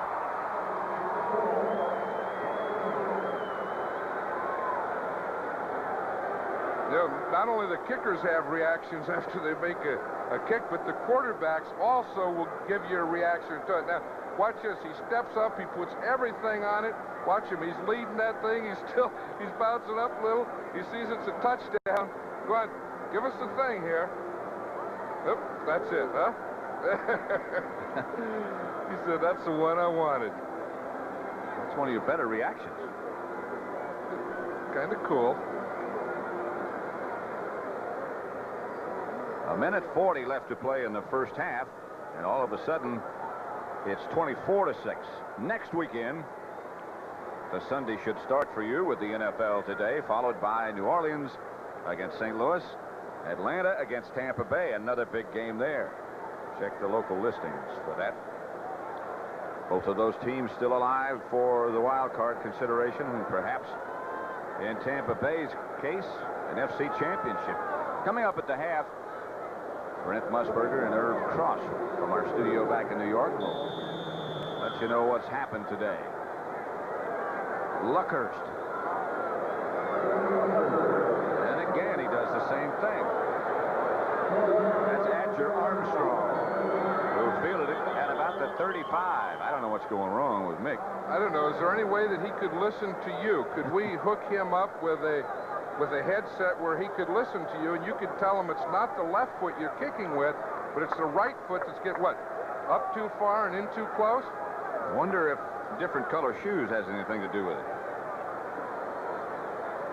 He's just so restricted that he can't possibly get any power. I mean, his right foot is too close. You know, maybe he's doing that on purpose as you look at it, trying to keep it away from Roaches and Tullis, both of whom have returned kickoffs for touchdowns this year. That could be, but that's a funny way to do it, though. It sure is. Those kickers are a little different, though. They tend to... Well, it's a different kind of fraternity. Outside Campbell. And some information from the Atlanta folks. One of the best, in fact, in his work, Charlie Dayton, the PR man, that he is indeed trying to do that on purpose. But it is a funny way to do it. Do you believe PR men when they talk about kickers? I don't believe kickers when they talk about kickers. Well, those 2 interceptions, Snake, that's what's hurting here. Houston with 3 timeouts remaining. Atlanta took one earlier, you might recall. 2nd and 9 from the 33, 1:27 left in the first half. Atlanta up 24-6. Stabler will throw again. Got a man this time. It's Smith. Smith out of bounds over in front of the Houston bench. That'll be enough for an Oiler first down. Bobby Butler, the defender. That was one of those double zones, you know, where they rotated. The corner was up, the safety was deep, and Stabler hit Smith right between the corner and the safety. San Diego 20-10 over Denver, and Seattle at the half 10-3 over Oakland. AFC West tightens up just a bit. Kansas City lost Thanksgiving Day. They're 8-5. San Diego leading at the moment. They can move into a first-place tie. Here's Earl Campbell with the screen. It's well set up. Campbell busting his way down to the 35-yard line before Bob Glazebrook was a nice-looking screen. You know, as Earl Campbell comes out here, he doesn't want to get out too wide. He wants to stay with his screen. See, he starts, fakes a block, draws the line in, and then just works out here, shows his numbers to the quarterback so he can hit him, waits for his lineman, Ed Fisher, to come out to lead him, and here he goes. Timeout for Houston. So that means they have 2 left. 1 minute 9 seconds left in the first period, in the second period. Sorry, 2nd and 2.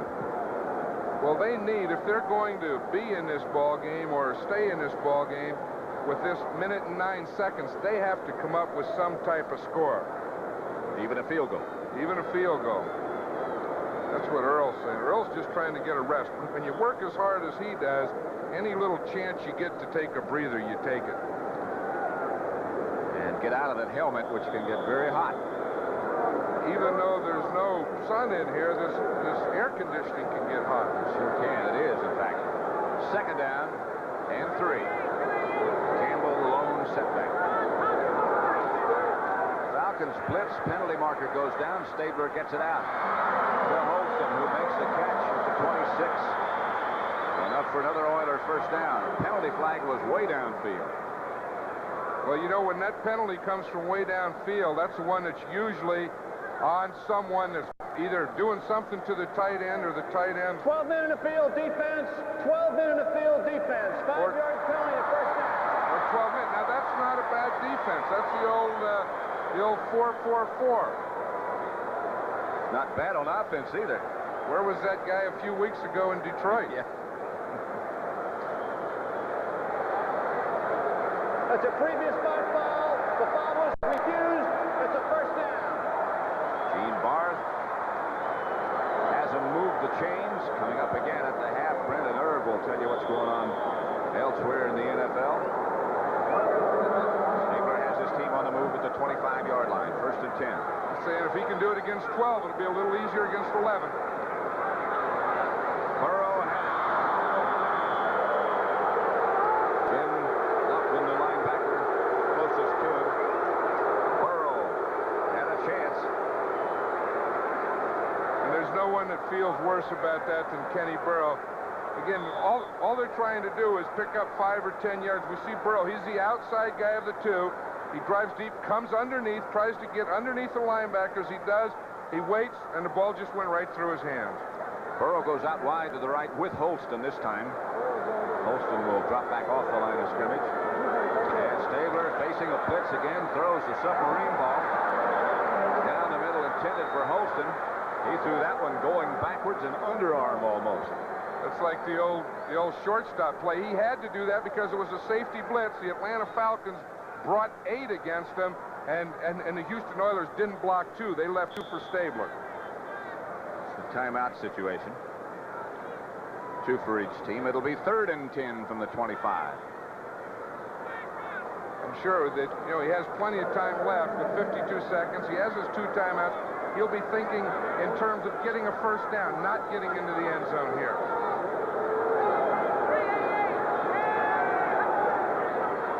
Pitch back to Earl Campbell, and he might have that first down right here. Stays on his feet, bangs around close to the 15 and very close to a first down. The Oilers will now call a timeout and have 1 left. He was thinking about getting a first down, but I thought he'd throw for it. He said, well, I need 10 yards. I'll just pitch it to old Earl and let him run around that right end. Stabler over the sideline to chat with Ed Biles. Well, that brings a smile to Ed Biles' face. I don't believe, John, I've ever seen a headset quite like that. What's that thing up on top? Well, it's like he pulled a hamstring in the headset. There's an ice pack on there. That's what happens to coaches, you know, when you don't do as well as people thought you were going to, you start wearing an ice pack on top of your headset. I think that's what it is.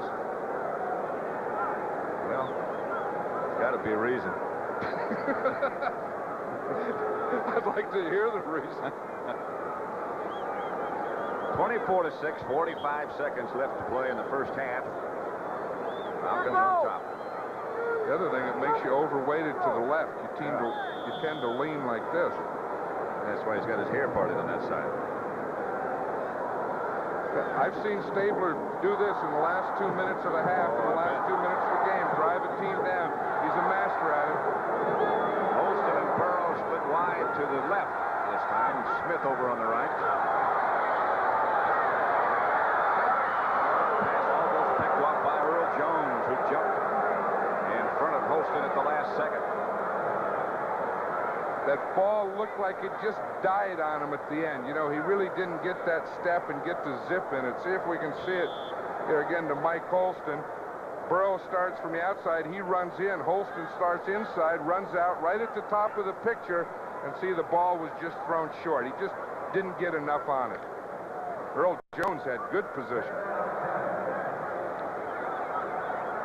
Stabler now faces 2nd and 10 at the 15. 41 seconds left in the first half.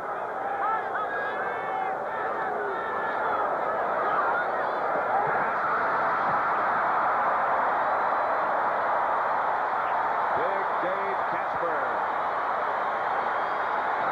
And Stabler right on the numbers with that one. You talk about Big Dave Casper. You know, I was just thinking that he ought to throw it to Casper in the end zone. We still have some of that left over.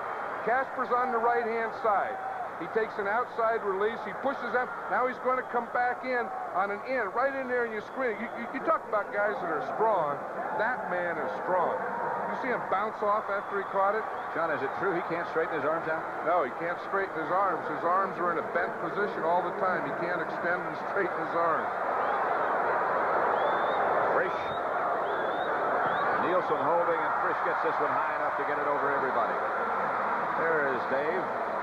Got to be a little weak after not practicing all week and having the flu. But he plays better that way. You know, when he was with the Raiders and he would come in and say, I really feel good. He said, I'm going to have a bad game. I said, well, go get sick. Go think of something that hurts you. He'd say, okay, and he'd do it. So I was telling Ed Biles yesterday, he said, I don't know if Casper could play. He's sick. And I said, can play? He'll be great. He'll play the best game he's ever played for you. And he and Stabler in conversation. Not with her. Oh, what a great face.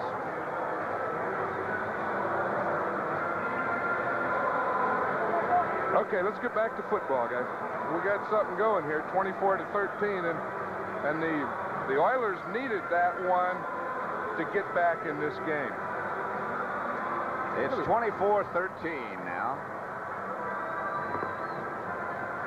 Well, we just gave Brent and Irv a highlight that they can show at halftime. Well, I'm sure that one will be in there.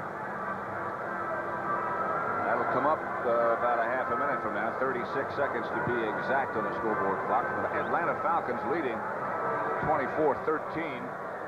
They have 2 timeouts left. Frisch will kick it off. Reggie Smith will be back deep for the Atlanta Falcons. Reggie's an enthusiastic guy. You're only 5'4". You better be enthusiastic, I guess, in the NFL. And fast. And he is. From the 7. Reggie out to about the 26. Willie Tullis, the man down to tackle him.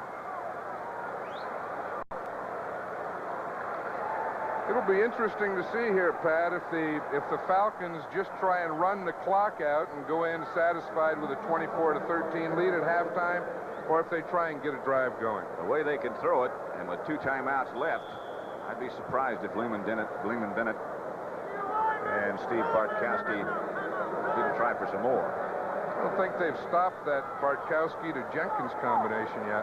Not very well. 14-3, you saw San Francisco over the Giants. San Diego now 27-10 over Denver.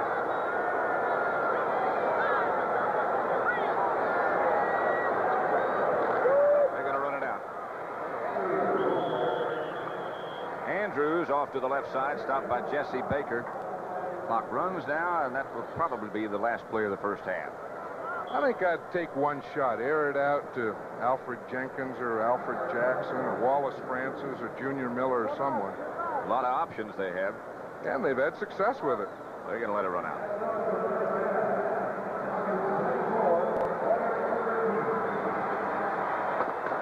That indeed is the end of the first half.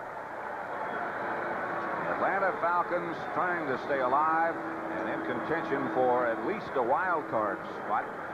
Lead the Houston Oilers 24-13. You know, with the wild card spot, Atlanta does have a tough time. They have to play in the road 2 games and then 1 at home. But they're the team that can do it. I mean, they've had a tough year, but they're better than that. And I think if they can keep the offense going the way they are, and if they can get their defense and Joel Williams back, I think they have as good a shot as anyone. They play at Tampa, at Los Angeles, and at home against Cincinnati.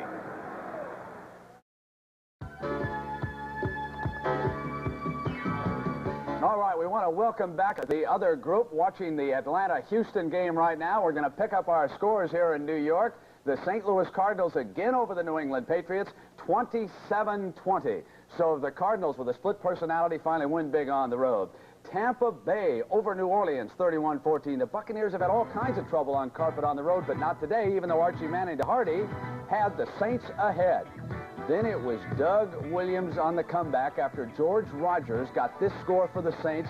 Dougie just picked it up, Irv, and he really took charge, going to Kevin House.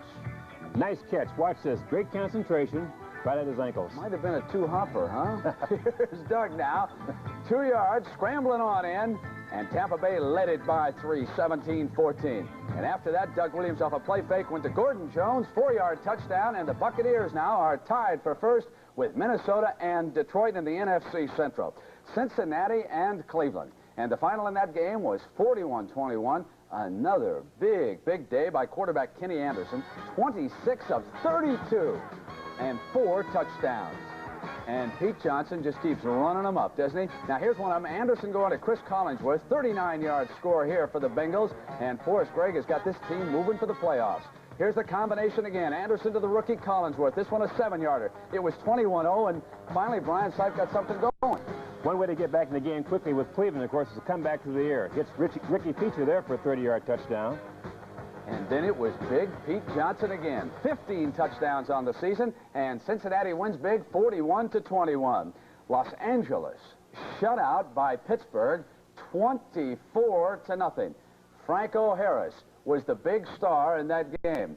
Franco, did they give up that easily? To tell you the truth, no, not really.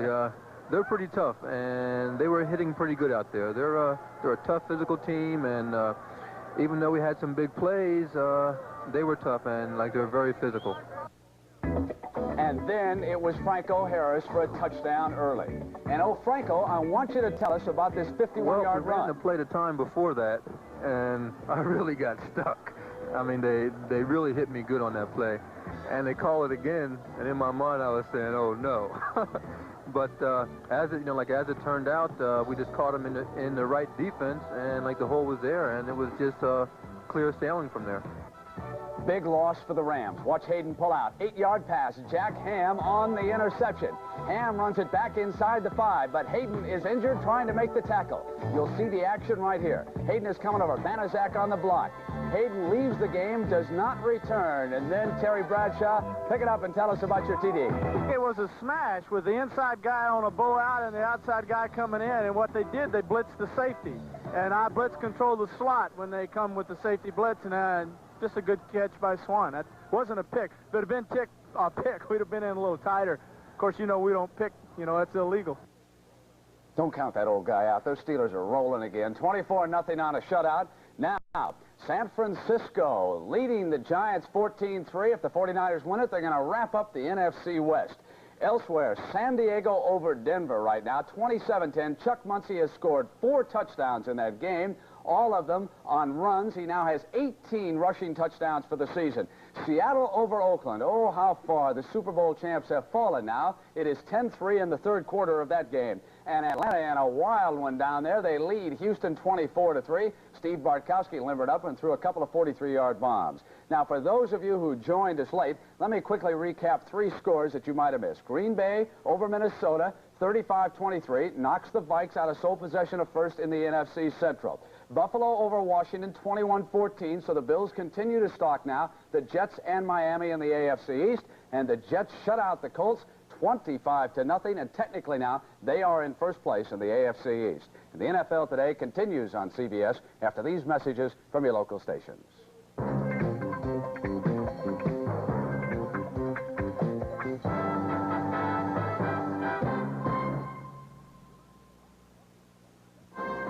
Tonight at Archie Bunker's place, Stephanie's father shows up to a warm welcome. And on One Day at a Time, Barbara tries juggling 2 dates on the same night. Okay, that does it. No good night kiss for you. Then on Alice, when Vera's friend gives Mel a rubber check, she makes good by cleaning Mel's apartment. And don't miss the gala opening of the George Jefferson Museum. Then Trapper and Gonzo help a woman prisoner give birth. No, I'm a murderer. I got right. All tonight following 60 Minutes.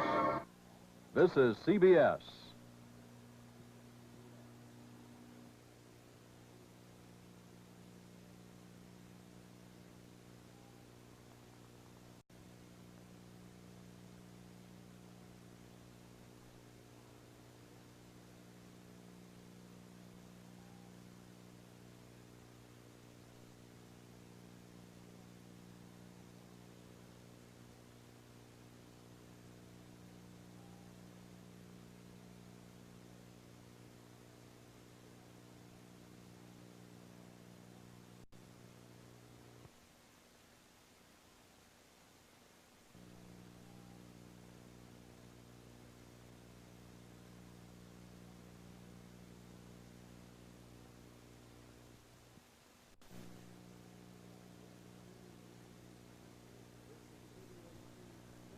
This is the CBS News special report. From New York, here is Charles Osgood.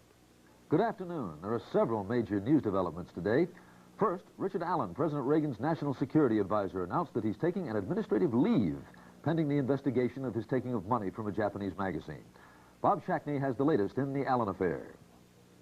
Richard Allen made his announcement in a televised interview program, NBC's Meet the Press. The interest in this case has developed to an extent where great pressures have been brought to bear on the White House. In recognition of this, I have spoken with the President yesterday, requested that he grant me administrative leave until such time as the Justice Department has completed its investigation. Allen says he expects the Justice Department investigation to vindicate him, and that he wants to return to his White House post. But Allen was unable to clear up one mystery today. Who wrote the number 10,000 on the envelope he says contained only $1,000?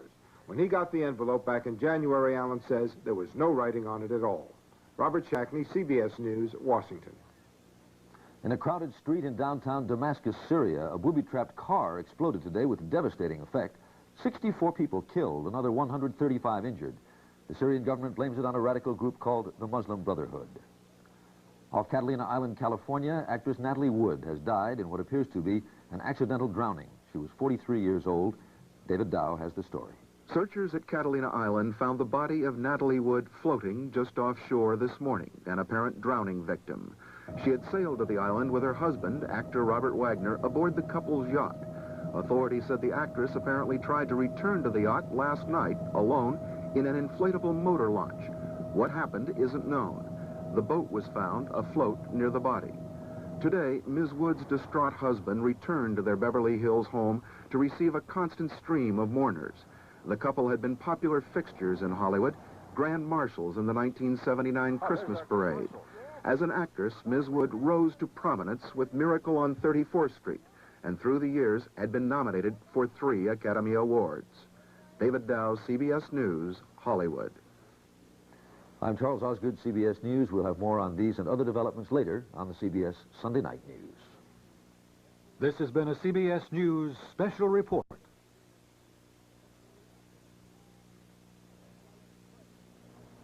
A giant crane, a tough train, steel hauler with a powerful locomotive hauling a long line of cars, steel hauler, and a giant crane that your child controls. Watch him hoist up that steel and go to it, and lower the crane, and let her go. Steel hauler, and there's more to do.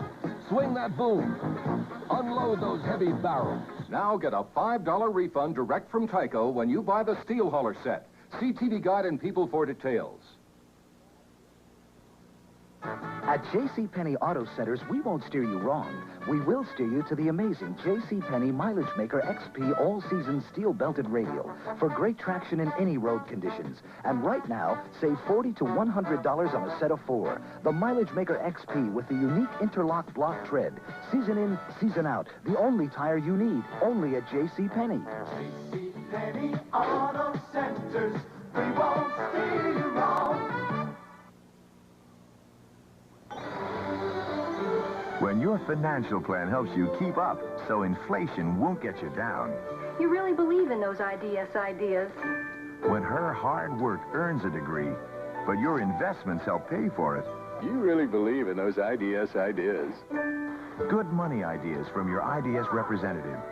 When they help you reach your goals. You really believe in those IDS ideas. Ideas to help you manage money from IDS. Welcome back to the Astrodome in Houston. Pat Summerall with John Madden. The Atlanta Falcons 24-13 over Houston. There is Tony Frisch. That's a very unusual person. Number one, he's a kicker. Number two, he was discovered in Austria by the Dallas Cowboys kicking caravan. Tom Landry and Ermal Allen. And, of course, he started off with Dallas. And he has a very unusual experience, which we talked to him about before. And here's what Tony has to say about what happened to him when he was a Cowboy. Well, one day I walked into a football game, and in the front of me was Raphael Wright, 6'6", and me 5'7", and behind me was Chet Rabuse, 6'6". And I walked through the gate, and the guy, he grabbed me and said, "What the hell are you doing here? You cannot sneak in here. You need a ticket for this." I said, "Wait a minute. You need me later on? Maybe I can win a game." And from this time on, you know, I already carried always a passport with me to go to the game in the case. You never know in this business with 5'7" tall only. Tony Frisch, age unknown, ability unquestioned. He sure has a lot of power. He said he carries his passport with him. I wonder if he meant his pass, his game pass. I used to always wear it on the sideline for the same reason. They wouldn't believe I was a coach either. Oh, why not? Say, I know, looking at that guy, he doesn't belong here. And I confirmed something, John, at the half while we were away, that Mick Luckhurst is hitting that ball low and up on top and all restricted and constricted on purpose so he doesn't kick it deep back to Tullis and Roaches. See if he still does it. Probably why he was smiling. I guess.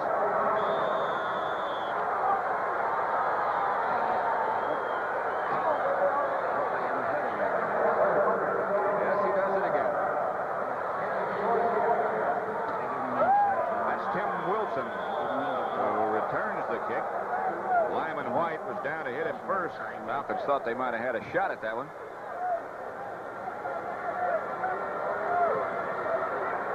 Look at this, the average yards on first down. Atlanta has averaged 12.3 per play on first down, and Houston only 2.6. And that is usually an indicator of who's winning the game. It makes things a lot easier if you get a first down, or if you average a first down plus on every first down, doesn't it? Well, you don't get no second and long and third and long, which are really tough in today's football. Oilers open with three wide receivers, one lone running back, Earl Campbell. Stabler looking for Casper, got it. And big, strong Dave Casper. They got him, but they had a tough time getting him down. Al Richardson, the first man over there. They never did get him down until after the whistle blew. That was the other thing that I liked about Dave Casper. We used to tell him, get the ball, get in the open field, and take off like a runaway freight. And I'll tell you, he can do that. Watch, it's a little check out to the right. He throws it, and now watch him turn up. Boom, keep going, Dave. Head up, keep those legs driving. That's it. Watch him. They still hit him all over. They still have a heck of a time getting him down. Now he's limping a little bit. Why did the Raiders get rid of him, John? I'm not sure. I think they did get two firsts and a second for him, and that's probably the reason. I'm sure they didn't want to. Earl Campbell stopped by Jeff Yates, but Earl is very close to a first down. And from the reaction of the crowd, and now the referee, he does have it. Opening seconds of the third quarter, with Atlanta leading here 24-13. Seattle leading there 17-3. And maybe there they wouldn't mind having Casper back.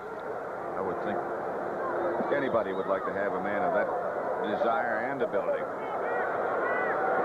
Ken Stabler, first and 10 at the 40. Stabler gives Campbell again. He breaks behind one of his offensive guards. Shifts to his left and picks up about 8. Al Richardson made the tackle, but Campbell got some rest at the half. See how those arms are? You see how they're turned in like that? They're always that way. They can't straighten. He can't straighten his arm. When his first child was born, there was a daughter. He went to the hospital, and the first thing that he wanted to check was if she had straight arms or not. It's not done. It's not because of an injury then. No. He was born that way. Second down and 4 at the 47. It'll be Earl Campbell again. Earl gets outside midfield, very close to a first. Fulton Kuykendall on the bottom of the pile. He did get the first. And now Seattle has scored again. They lead 24-3. Here's Dave. See those crooked arms he has? He straightens them. They don't straighten. They're in the bent position. Anyway, he had the doctor check, and the doctor said, I can't check yet. She's still in the fetal position. Jasper limped off, and now he's back not limping. Stabler appears to be calling an audible. On first, he throws back to Campbell. They swarm on him in a hurry. Jeff Murrow led the defense. Kuykendall again came in to help out. They're talking about leading the defense. I think that as far as swarming a running play, getting a lot of red jerseys to the run, I think Atlanta is probably the best in the National Football League. Well, we saw a couple of college teams with swarming defenses yesterday, didn't we? Atlanta and Auburn. I know you know Bear Bryant, and we'd like to extend our congratulations to him, too. I'll tell you, what a great coach he is and a great person. I know when I first started coaching, I used to love to listen to Bear Bryant speak at clinics. Second and 13 from the 48. Campbell again on the draw, and nothing doing. He didn't get back to where the first down marker was originally. Jeff Yates and Kuykendall again lead the defensive charge. And the fans are starting to boo. You know, I think they think that they're going to that draw or delay to Campbell a little too much, and I may agree with them. Well, they had said they might throw it 50 times today. Open it up a little bit. Well, they better start. Well, they threw it 27 times in the first half. Stabler did 15 out of 27, and he is starting and going.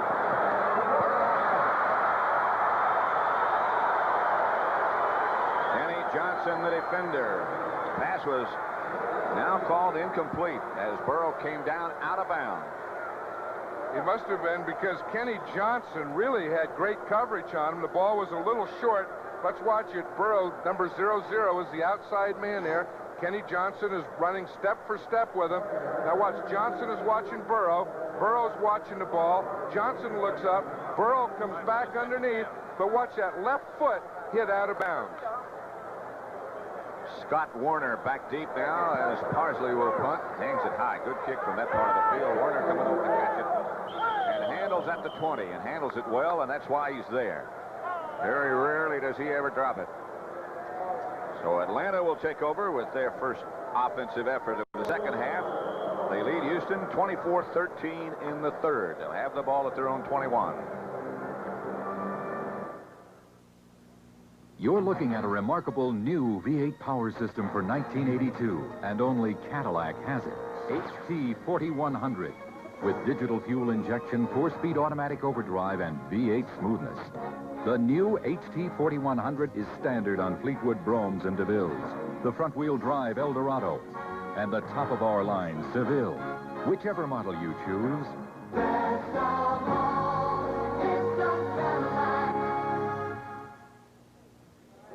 I'll tell you, we never realized golf was such a tough game. Hey, it's a lot easier hitting a quarterback than a little white ball. So us Linksters drink light beer from Miller. Not just because light tastes great, but because it's got a third less calories.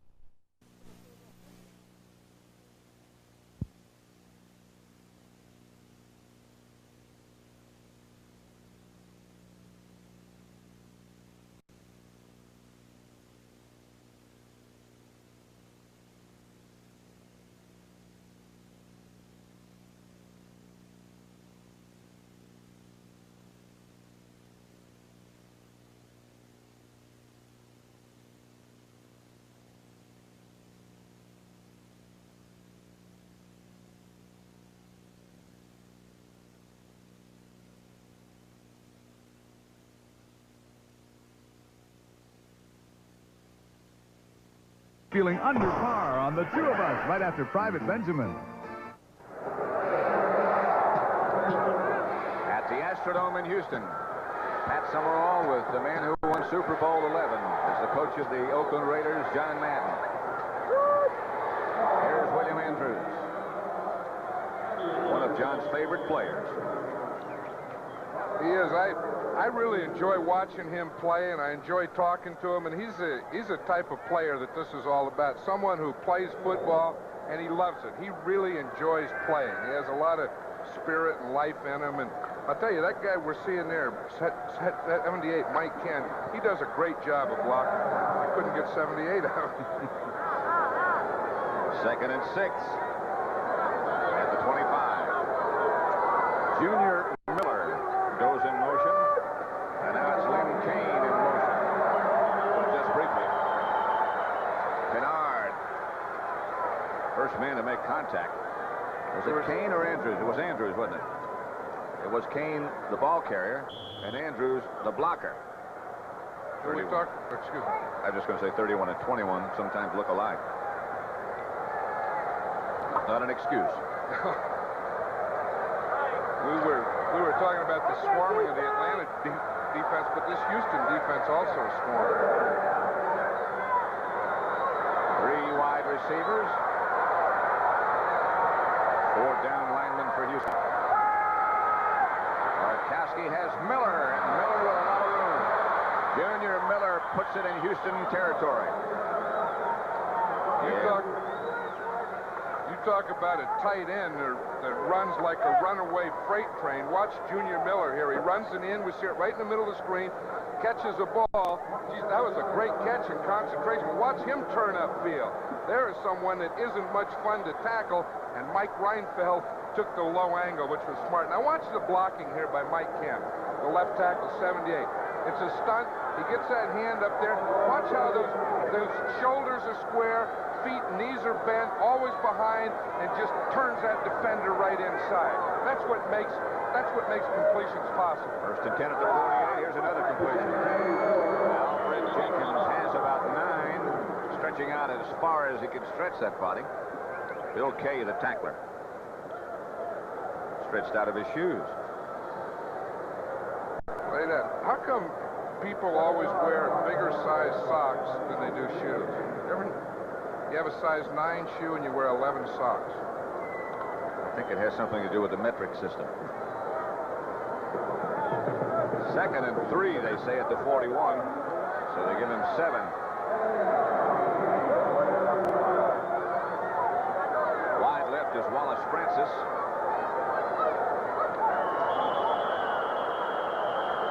Warren Bryant, I believe, missed the snap count and went early. Looks like a whole bunch of them went early, but I'm sure you're right. Once those offensive linemen get set in that 3-point stance, they can't move. The defense can move and jump back. The offense can't move. Ball start. 66 offense. Still 2nd down. Warren Bryant is the man they blame. You don't miss one of those guys, Pat. I want to give them all credit and all recognition. They got the toughest job, certainly one of the toughest in football. 3 wide receivers again. Draw play. Andrews and nothing doing. Maybe he struggled for 1. Greg Bingham, who is the Oilers' leading tackler this year, is the man who made the tackle. Play isn't working for the Oilers either. I mean, the Falcons and the Oilers have both tried that unsuccessfully, that draw play on 2nd and long, and the defense just isn't buying it today. Right now, it's 3rd and long. 3rd and 7 at the 45. 7:45 left to play 3rd quarter. 24-13 Atlanta. Blitz coming. Quickly out to Francis, and Francis breaks away from 2 or 3. And struggles for the 1st. Good individual effort. Carter Hartwig finally got him down. That was a great effort here by Wallace Francis. Now watch Bartkowski here. It's a blitz. He sees that he has to get rid of the ball quick. Great timing, right in there to Wallace. He doesn't have the first down yet. He keeps going. You see that red marker over there? He looks at it, and then this next fall right there will get him up for the first down. Boom! All the way down to the 37. First and 10, Atlanta. Falcons with a tough road ahead of them, but it's all in their hands. Can't find any place to go. Robert Brazil from the other side, Jesse Baker from the strong side, and they throw him back. Kane has been bothered by a pulled hamstring, and he doesn't look quite as sharp as he has sometimes we've seen him. No, he doesn't, because when he's running, he'll take a play like that and slide and find a soft spot and pick up 4 or 5 yards. On that one, the right side of the Falcon offense allowed penetration. There was really no place for him to go. 4-yard loss. Kane comes out. Alfred Jackson checks in. Jackson comes out to the left. Francis Jenkins to the right.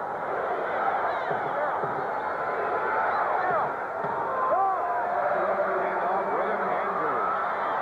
And he roars. Not a draw play this time. No delay. He roars down inside the 30. He was the only back in the backfield. He ran a little counter play there, and that right side did the job of blocking. Watch the right side there. They turn him out. They just give William Andrews enough to get in there, and he picks up a bunch and puts them in a 3rd and 3 situation. Key blocked by the veteran center Jeff Van Note up front. Andrews 73 yards, 16 carries. Headed for another 1,000-yard year. 3rd down, 3 at the 30. Andrews. Kennard threw him back. Luckhurst and James come on. James the holder, Luckhurst the kicker. We saw Jeff Van Note, number 57, standing there, and he was the man that didn't get Ken Kennard blocked. He didn't get any movement there in the middle. Luckhurst from 46.5 yards out. Probably give him 47. He's 3 for 6 in this area between 40 and 49 yards. Going to be 4 for 7, it looks like. No. Wide to the right. He had the distance. Just a little off with his aim. And so the score remains 24-13 Atlanta with 4:43 left in the 3rd quarter. Seems it's always been like this. The last car in the lot has been yours. And now all that hard work and all those long hours have paid off in recognition, in financial success, and in the way you reward yourself. Isn't it time you owned a Cadillac? After all, who deserves one more than you?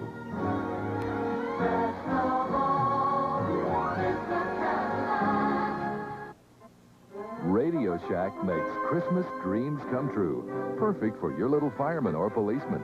Our fire helmet or road patrol helmet for only $7.99. And to make the dream complete, an exciting battery-powered safe police car or fire engine for only $6.99. Easily programmed for 6 driving maneuvers, including straight, zigzag, circle, or square. Clever gifts for your kids at affordable prices. Only at Radio Shack, your Christmas electronics store. Houston ball, 1st and 10 at the 29. Falcons leading 24-13. Sort of quiet at the moment.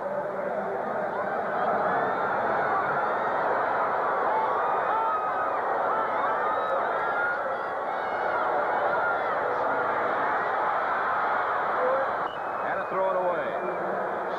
Snake was under pressure. Had to run out of the pocket. Tim Smith was the order closest. You know, the tough thing about this one here, we'll see him come back. Now, he had 3 receivers to his left out here. See, he's looking there. Now, when he has to run to escape to this side, he only has 1 receiver. Wasn't open, so he just threw it away. And that will make it 2nd and 10. For the quarterback with the highest completion average ever in the his career. Stabler, Casper, the intended receiver. Blaine Geisen almost picked it off. That was about as close as you can come to an interception without having it. And again, he doesn't look like on some of his passes that he's stepping with his right foot and his right, his lead foot, and he's not getting as much on the ball as he once did. You think missing training camp might have affected him? Oh, I'm sure it did. There's no way that you can miss training camp and be the same football player, but there's no one that realizes it as much as Ken Stabler does. 16 of 31, but not many yards. Rushes on again. Al Richardson takes down Stabler. And the Oilers will have to punt. Not much he could do about that. Not much, unless he had a little talk with Earl Campbell. I think Earl Campbell was the man. We'll see it right here on the left of the screen. Richardson is coming from the outside. Now see Campbell set to block him. He gives him a little fake. He misses him. He says, "Look out, Snake." Too late, Earl. You got to block him. That's a good move by Richardson. It was a good move. Earl Campbell wasn't ready for it. Scott Warner back deep for Atlanta. Cliff Parsley will kick for Houston. Doesn't turn over like he'd like for it to. Warner will field it. Down immediately. Carter Hartwig again is the first man down. 38-yard kick by Parsley. And the Falcons will take over with 3:50 left in the third quarter. And they lead 24-13. You know, as soon as you settle into the leather-trimmed bucket seat and shift into first, Cimarron is a new kind of Cadillac for a new kind of Cadillac owner. With front-wheel drive, rack and pinion steering, and Cadillac's exclusively tuned touring suspension. Plus the best mileage estimates in Cadillac history. Cimarron, now at all Cadillac dealers. Best of all is my Cadillac. Normally, when trees are grown and replanted, there's only a 50% survival rate. But with these trees, there's a 95% survival rate. Because these trees are grown underground in an environment that's ideal for plant growth. And an essential part of that environment are special Sylvania lights, which help the young trees thrive. Gee. No, GTE.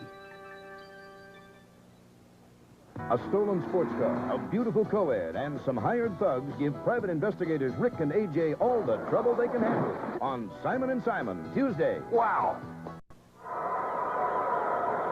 That's the story at the moment. Atlanta with an 11-point lead, 3:50 left in the third quarter. Falcon first down at their own 44.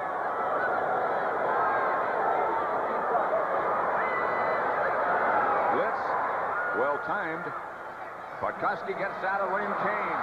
Kane with a blocker in front, Junior Miller. Inside the 30.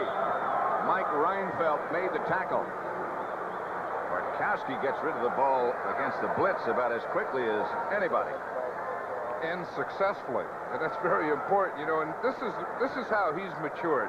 To be able to see the different defenses. We see the linebackers coming. He knows it's a blitz. He knows he has man-to-man coverage. He sees Lynn Kane on Robert Brazil. He has a step, boom, he hits him, and then Kane gets the first down. He sees very well. First at the 28 of Houston. Atlanta has been able to move pretty well. Here is Andrews. Speaking of moving pretty well, slammed backwards after he got to the 25 by Darrell Hunt. I'll tell you, there's a real good battle going on in there in the middle between Jeff Van Note and Ken Kennard. And a lot of the Falcons' success will be, watch him here in the middle. You see Van Note fire out on Kennard, get him turned to the outside, get him turned to the right because they want to run back to the left. If you can handle the nose tackle in a three-man line, you're always going to gain some yardage.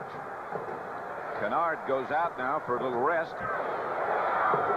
Mike Stensrud is coming out as the Oilers now go with a four-man front. Jesse Baker's in there as well. Pitch back to Andrews. And he hurls down inside the 25 to about the 23 before Andy Doris made the tackle. Andrews a little slow in getting up now.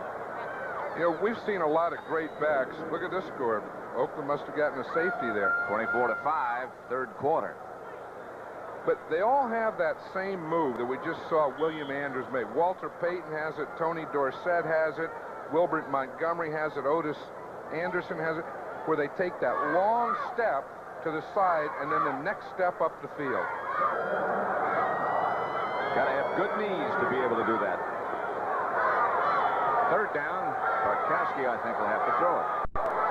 Francis goes in motion to the right. He will throw. And he throws a strike to Andrews, who fumbled. Rolling around in the end zone. It's an Atlanta touchdown as Alfred Jackson came up with it. Bartkowski really hummed that one. Steve Bartkowski was just shaking his head. He said, we needed that one. William Andrews got open, and then he fumbled in the end zone. Now, what the officials are saying, see, in the last 2 minutes, if this were to happen, only William Andrews could recover. But since it's it's not the last 2 minutes, Alfred Jackson can. Now, watch his shot. What a great throw it was. Andrews looks like he relaxed a little too much just before he was hit by Carter Hartwig, and there was Alfred Jackson to pick up the touchdown. And what a recovery. Sliding on the ground, he just reached out as far as he could reach and came up with it. Luckhurst with James, the holder. Luckhurst hits. It's 31-13 now, Atlanta. Still another quarter to go. 1:23 left to play in the third quarter. Atlanta Falcons devastating in the air. They lead Houston 31-13. Instead of moving down to get better mileage, maybe you should move up to Cadillac. A 1982 V8 diesel-powered Cadillac, a Fleetwood Brougham, or a DeVille, an Eldorado, or a Seville. You don't have to give up room and comfort like this to get good mileage. The V8 diesel-powered Cadillacs, whichever model you choose.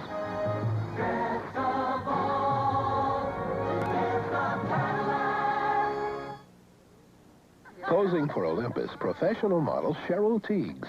5 amateur photographers behind the Olympus OM10 for the first time. OM10, the 35mm automatic that leaves nothing to chance, leaves you free to focus and shoot. And look, the actual pictures these 5 amateurs took. All 100 of them taken with the Olympus OM10. They're incredible. Well, you can't take a bad picture, Cheryl. Neither can you with Olympus OM10.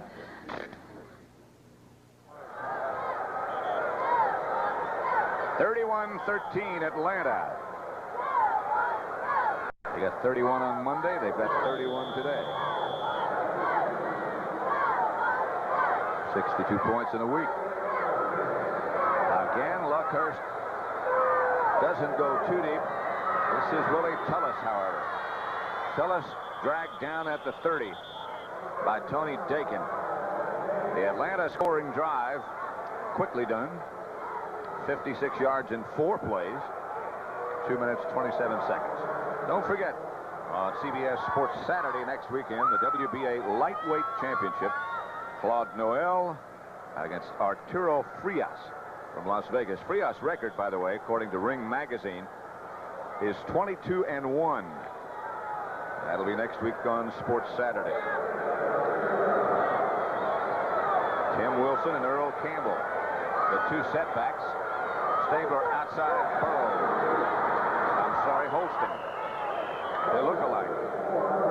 Bob Glazebrook made the tackle shy of a first down. I think that last drive in Atlanta's touchdown was a great drive by Steve Bartkowski. I mean he was just perfect on that drive, and I think they needed that one to put this game away. And you know, they may be right now those teams that are tied, and this man's going to be very important in this drive, but they may be the team that is the hottest and has the most momentum going. But as we said before, they have a tough schedule ahead. At Tampa, Los Angeles, and Cincinnati. And here's Campbell, hit down hard by Jeff Merle. Earl is really popped by Jeff Merle. And then Jeff Merrill really got popped by his teammates. They're saying, good play, Jeff. But, you know, I think we talked about Joel Williams, but when Joel Williams got hurt, this man got hurt too, Jeff Merrow, and they're the right side of that Falcon defense. And I think the problems they've had this year, I think, are caused a lot by missing those two guys playing side by side. Trying to go 7-6, and they'll have one more quarter in which to accomplish that. So it's Atlanta 31, Houston 13. That's the end of the third quarter with the score. As we said, Atlanta 31-13. Gramp, I'm here to help you install your garage door opener. I did it myself, son. It's a Stanley. Hey, Dad. Thanks for the garage door opener. I'll show you how to put it up. Oh, we did it this morning. It's a Stanley. Harry. Oh, happy birthday, dear. You did it yourself. It's a Stanley. Stanley, we want to help you do things right. This Christmas, open the door for someone you love. Give a Stanley garage door opener. Excuse me.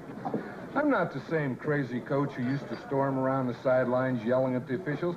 I've learned to relax, and I drink light beer from Miller. You know that Light's got a third less calories than their regular beer? And listen to this. Light doesn't fill me up. Besides that, Light tastes fantastic. Oh, sure, there are a lot of other beers around, and you can drink any one you want. But let me tell you this. Light beer from Miller. Everything you always wanted in a beer, and less. As I was saying, I don't care what anybody else...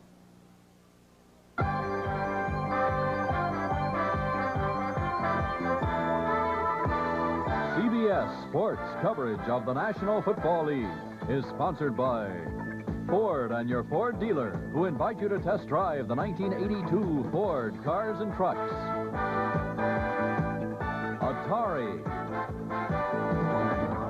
And by today's Army. Join the people who've joined the Army.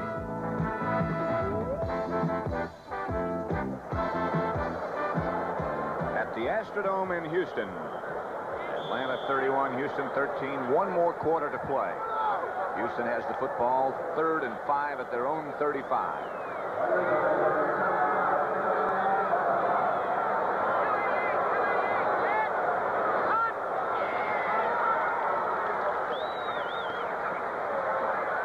Stabler's sidearm pass intended for Tim Wilson, knocked down at the last second by Buddy Curry.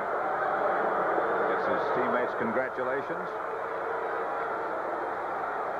I'll tell you, that linebacking group is very active, even though they don't have Joel Williams. But those two guys on the inside, Fulton Kuykendall and Buddy Curry, seem to be all over the field on both run and pass. Scott Werner back deep. That's Cliff Parsley, of course, who is the Houston punter. His average today, 37-4, below his season average. Scott Werner back deep for Atlanta. Parsley doesn't quite get this one to turn over either. Warner signal for Bearcats, takes it. Falcons will operate from their own 30.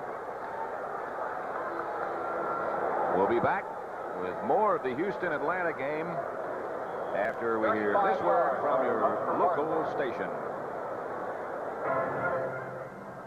Monday, Private Benjamin's socialite parents try to get Judy booted out of camp. Then Nan's counseling session leaves Brentwood feeling under par on the two of us right after Private Benjamin. This is CBS.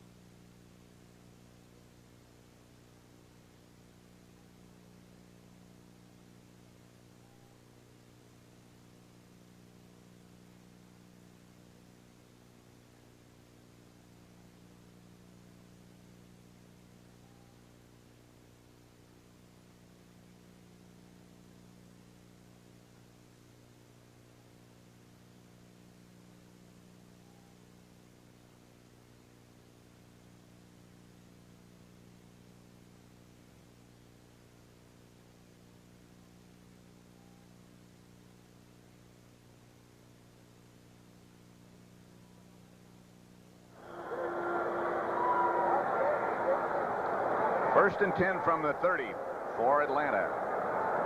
Their first possession in the fourth quarter. Seattle now leading Oakland 24-11.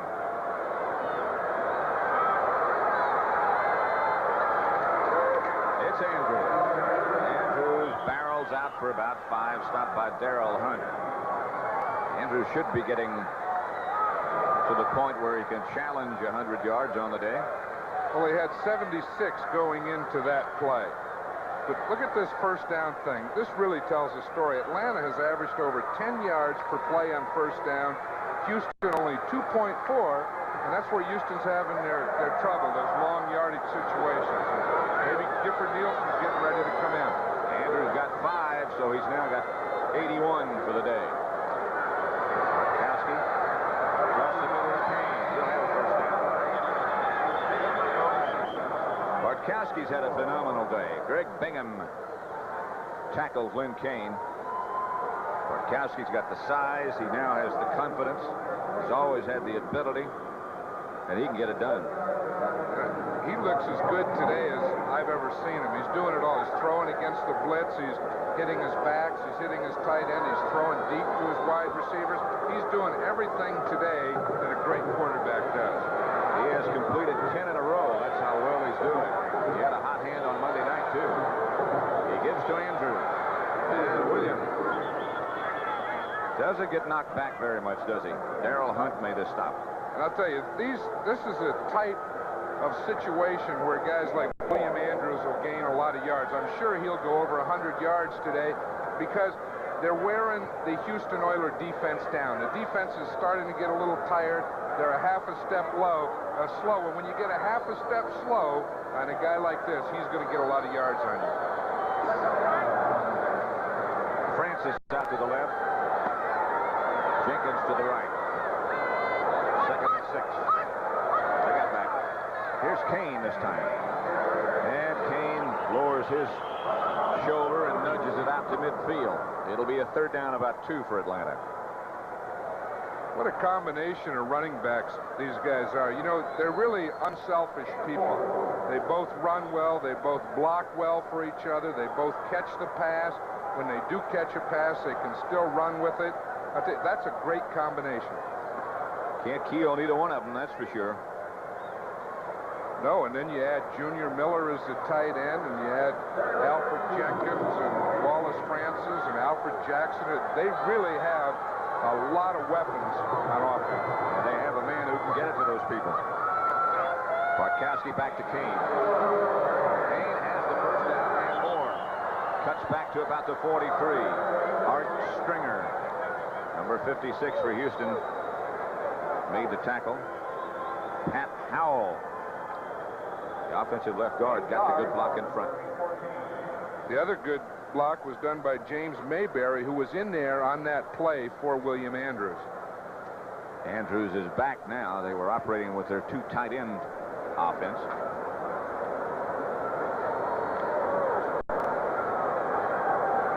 Miller, the tight end, on the left. First and 10, 42-yard line. Bartkowski going for some more. Going deep for more. Almost a touchdown as Jenkins made the adjustment. J.C. Wilson back there with him. Steve Bartkowski is smiling on that one. It was a great adjustment by Jenkins. It really was. You know, the other thing that these guys do well, these running backs, is they catch a ball and they also block well on pass protection, which is very important for a back. Now watch Lynn Kane here, number 21. No, excuse me, that's Andrews out there. You see, they fake to him, and then he has to pick up the linebacker and drive him to the outside. Bartkowski has completed 18 out of 23 passes for 372 yards. Good day's work, I'll say.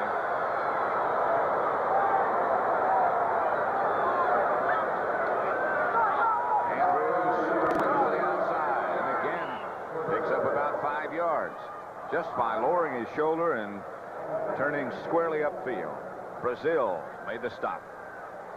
That's over there behind Dave Scott and Mike Ken. See, it's a little draw or delay. You see Ken, he's trying to turn his guy to the outside. He can't do it. So Andrews just brings in, holds him up. a little and then makes that jump out to the left. 5 yards to the 37-yard line of Houston. Miller comes out. Wallace Francis goes in. And Francis and Jackson split wide to the right. Jenkins over on the left side. Dangerous people. Kowski will throw on third and Puckett hit somebody in the head. Jackson back there with J.C. Wilson, and it bounced off. It looked like it hit Jackson, didn't it? I think so. I tell you, Bartkowski is really hot today because Jackson is double teamed there. They have him inside out. Now watch this pass. He gets good pass protection so he can step up, get everything he wants on the ball. Now watch, there's an inside-outside on Jackson. Goes right through it. Did hit Jackson right in the head. Right in the face mask. He looked it right into his face mask. You're supposed to concentrate. Bartkowski is really putting the ball where he wants to today.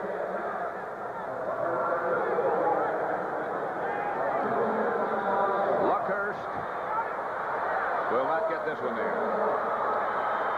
31-13, the score shall remain. 10-20 left on this Astrodome scoreboard. This building is not nearly as impressive as the Superdome, but it's still something to see. Dear Atari Anonymous, ever since my husband Luno returned from Earth with Asteroids, the new Atari home video game, he and the rest of the family do nothing but play Asteroids. Luno says Asteroids is good practice for his interplanetary life. Tell me, dear Atari Anonymous, with everybody hooked on Asteroids, what on earth is a poor Martian mother to do? New Atari Asteroids, now available for your home. Prepare yourself for a little shock. This year, many traditional full-size cars are no longer full-size cars. This one is Marquis from Lincoln Mercury. Marquis gives you all the comfort you need, plus the kind of smooth ride that makes driving a pleasure. Marquis from Lincoln Mercury. Can you see yourself riding in anything less? Gifford Nielsen has replaced Ken Stabler. He was hurt in the preseason, hit by Leroy Selman of the Tampa Bay Buccaneers with a separated shoulder. There's Kenny Stabler. Had a tough day. Nielsen fakes to Campbell, throws outside, intended for Casper, over his head. Got to be a little rusty. It took him a lot longer to get well than they thought he might. Well, you know, going into the season, Gifford Nielsen was going to be the starter for this team. We remember Kenny Stabler had retired. Eddie Biles, the coach, said, that's fine because this is my man, Gifford Nielsen. Then he had the injury in preseason, and then after that, Kenny Stabler came out of retirement, came back and has been the starter since, and that was Nielsen's first pass. That's Stabler's day, 17 out of 33, 2 touchdowns, 2 interceptions.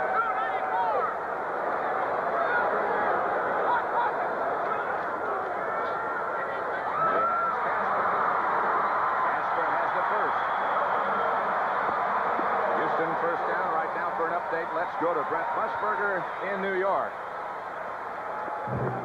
Pat, the Giants are on the end of a 76-yard march against San Francisco. Former Oiler Rob Carpenter is stopped, spins off, goes in.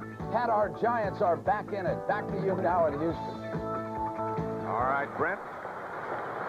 Atlanta is in control of things here. 31-13. What's this, our Giants? Now they're ours because they're closer. Yours is mine, ours. Nielsen steps up, goes deep, the ball in the back of the net.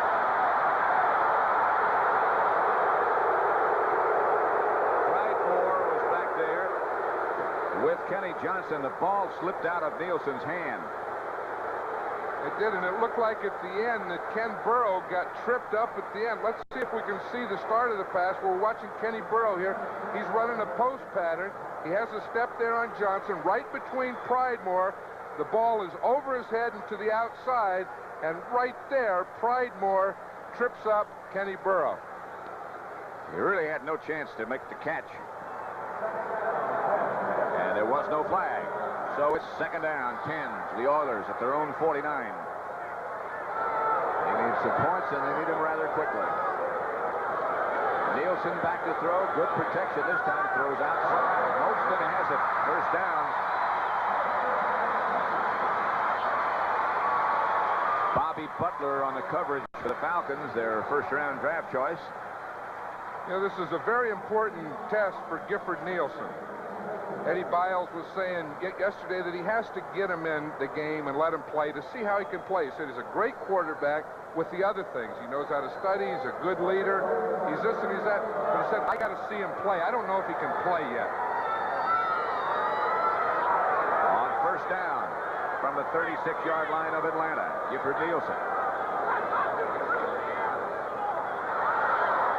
Burrow, Kenny Johnson must have seen something. They were going to throw that quick hitch out to Burrow. Johnson came right up on the line of scrimmage and stayed with Burrow. He did. It was going to be a double zone. He came up and he just stayed with him. It was going to be a screen out to that side. Here's Dave Casper. It looks like he may have something bothering. You see, he has an ice pack under his left leg. It looks like his hamstring. He probably stretched or pulled that left hamstring a little. Maybe a lot. Going to stretch it out now. Second down 10 from the Atlanta 36. 8:40 left to play. Here's Nielsen. Under a blitz this time. He gets away from one. He throws down the sideline. Intended for Mike Barber, who couldn't quite get there. You know, this is a tough time for a young quarterback to come in and have a test when the score is 31-13. It's a fourth quarter. The defense knows you have to pass. They just cover and rush. And I hope this isn't the meaningful test that Ed Biles is talking about giving Gifford Nielsen. You know, talked about the other attributes that he has. He certainly has the size to go along with it. 6'4", 210. Four-year man from Brigham Young. Well, they put out some quarterbacks, don't they? They sure do. Mark Wilson is starting at Oakland, and that McMahon who's playing there now is supposed to be something special. They're talking about Heisman Trophy for him. The Atlanta rush can't get to Nielsen. Almost picked off. Lane Geisen got the hand on it, knocked it away from the intended receiver. Tom Pridemore had somewhat of a shot. Morris Towns, the offensive right tackle for Houston, is down. Doesn't it seem that more players get injured when their team is behind, way behind, than it ever does when they're way ahead? No question about it. Over the years, that's always been true. 31-13 Atlanta. GCA, this is Army 212, 7 miles northwest, low fuel, heavy weather. Army 212, radar contact, turn right, heading 150. With a fog-bound helicopter hanging on your every word, it doesn't matter whether you're a man or a woman, only that you're good. Slowly. Roger. Overlanding threshold. Thanks for your help. Roger. Because we need you in the Army. JCPenney answers the question, how do you copy a classic? Take the same fit, comfort, quality, looks, and Orlan acrylic as the well-known sweater, give it a clever name, the Fox. Then put it on sale just in time for Christmas. The Fox sweater, only $17.99 to $19.99, and only at JCPenney. See you later, alligator. Next Saturday, get into the spirit as the Kentucky Wildcats set their sights on the national title and challenge the Ohio State Buckeyes in NCAA basketball here on CBS Sports.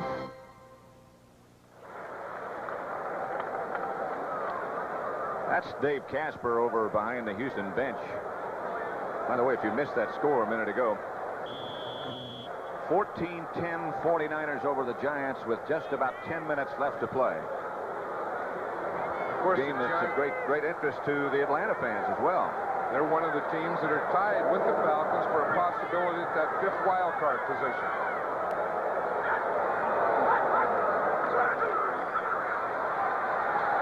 Gifford Nielsen takes the pass.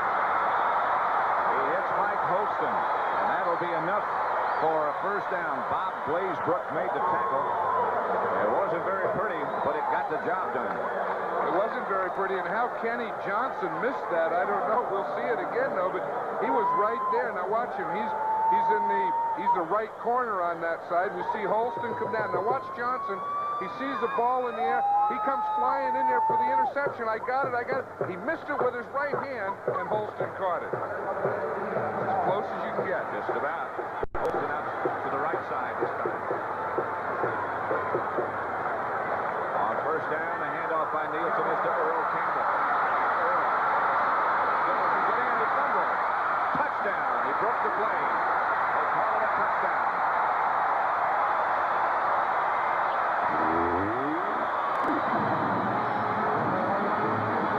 Earl Campbell rolls into the end zone. You talk about a running back. You hear that horse noise in there, but you talk about a running back smelling the end zone. Earl Campbell smelled the end zone on that play. He wasn't going to be denied. Now, of course, the rule is once the football breaks the plane, it's a touchdown. Earl Campbell deserves a rest. Tony Frisch will kick out of the hold of Gifford Nielsen.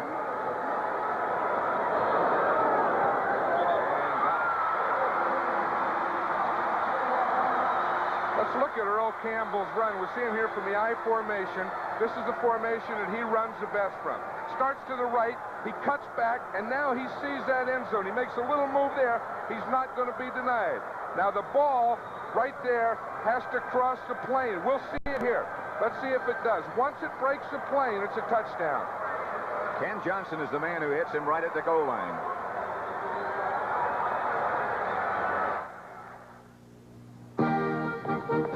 Toyota asked to compare their new long-bed sport truck to our Jaguar XJ6.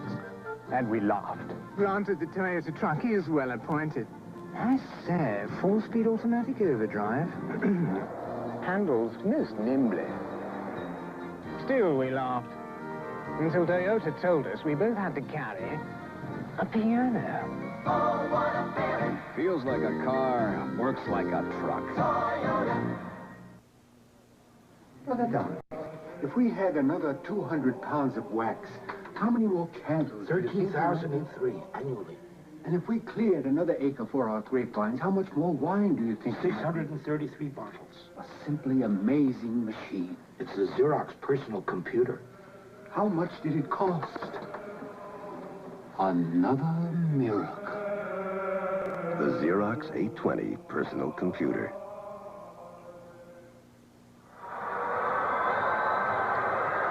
Here's Earl Campbell's touchdown. Now watch this again. The ball has to break the plane. I think the proof will be there because watch the ball in his right hand and watch the chalk fly. You see it right there as he goes down. Watch him put the ball. The ball breaks the plane. All it has to do is touch that white line. You see it touch? You saw the chalk right there. Geez, what a shot that was. That is the touchdown. Terrific. Tony Frisch to kick off. Tries to lob it over the head of the front lineman. Oh, that was Mayberry. He returned the kick. There was Mayberry. What type of kick was that? Austrian. An Austrian blooper. Yeah. He tried to bloop it over the front line and between the second line. Houston Oilers scoring drive directed this time by Gifford Nielsen. He took him 63 yards in 9 plays with 2 minutes and 43 seconds expiring on the clock. Earl Campbell scored the touchdown, an 18-yard run. Bartkowski still the quarterback. 31-20 the score. Plenty of time left. Andrews. Eldon Bethea made the stop. I know what the Falcons are thinking now. You see, the Oilers need 2 scores in order to tie or to win. And the most important thing to the Falcons right now is to get some first downs and run that time down, and it's 7:07 right now. And counting. Bartkowski has it 2nd and 7 at the 38. Here's Junior Miller coming in motion at you. And Bartkowski will throw if he has time, and he does it. Mike Stensrud is the first man there. Helped out by Darryl Skogstad. That makes it a little tougher. Tell you one thing, the Falcons can't start their celebration yet. Their defense looked a little soft the last time that the Oilers had the ball, and this football game isn't over, and that's what Lehman Bennett knows right now. He's saying, we have to get some blocking here, man. Second sack by Houston. Here they come. Watch it, it was a stunt, and they went for the outside guy, and no one blocked Skogstad as he came right up the middle. It'll be 3rd and 16 from the 29-yard line. Bartkowski, not shy about throwing, sets up. Just off the screen, the wind came. He almost made the one-handed catch. Nothing would have been there anyway. And the Falcons, John James, will have to punt. And this momentum is changing here. You know, that was close to an interception. Kennard came off, and he darn near had that ball.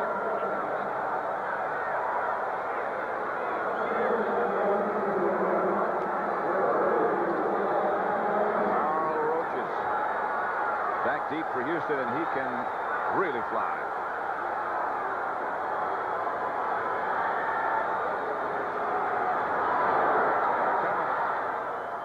Gets off a dandy. Roaches goes all the way back to his own 27-yard line, gets away from one, and can't shake the second man down, Blaine Geisen. 44-yard punt in a clutch situation by John James. A little scuffle develops on the far side of the field. And so the Oilers will take over, led now by Gifford Nielsen with 5:59 left to play, trailing by 11 points. You know, baseball's the same in Japan as it is in America. You play 9 innings, 3 strikes and you're out. And after the game, there's nothing like a beer. And when Numa's in town, I treat him to light beer from Miller because it tastes great. Yeah, I know it's less filling, but we drink it because it tastes great. Listen, Numa, it tastes great. All right, it's less filling. Light beer from Miller. Everything you always wanted in a beer. And Cutting down. Hi, Hal. Hi, Mr. Van Patten. You know, I've got a big family in real life, too. So we need room when we drive. Well, our new Olds Delta 88 is one family car, but didn't forget the family. And this one's a diesel, so it has the same kind of mileage as many smaller cars. Now, that's practical. Our new Olds Delta 88. In today's practical world, there's still room to do it with style. Start your football day with a complete look at all the sports news, college and pro highlights. It's America's most watched pregame show. Sundays, it's the NFL Today. At Candlestick Park, it is now San Francisco 17, New York 10. Ray Warshing has just kicked a field goal to increase the 49ers margin. Here, it's 31-20, Atlanta over Houston.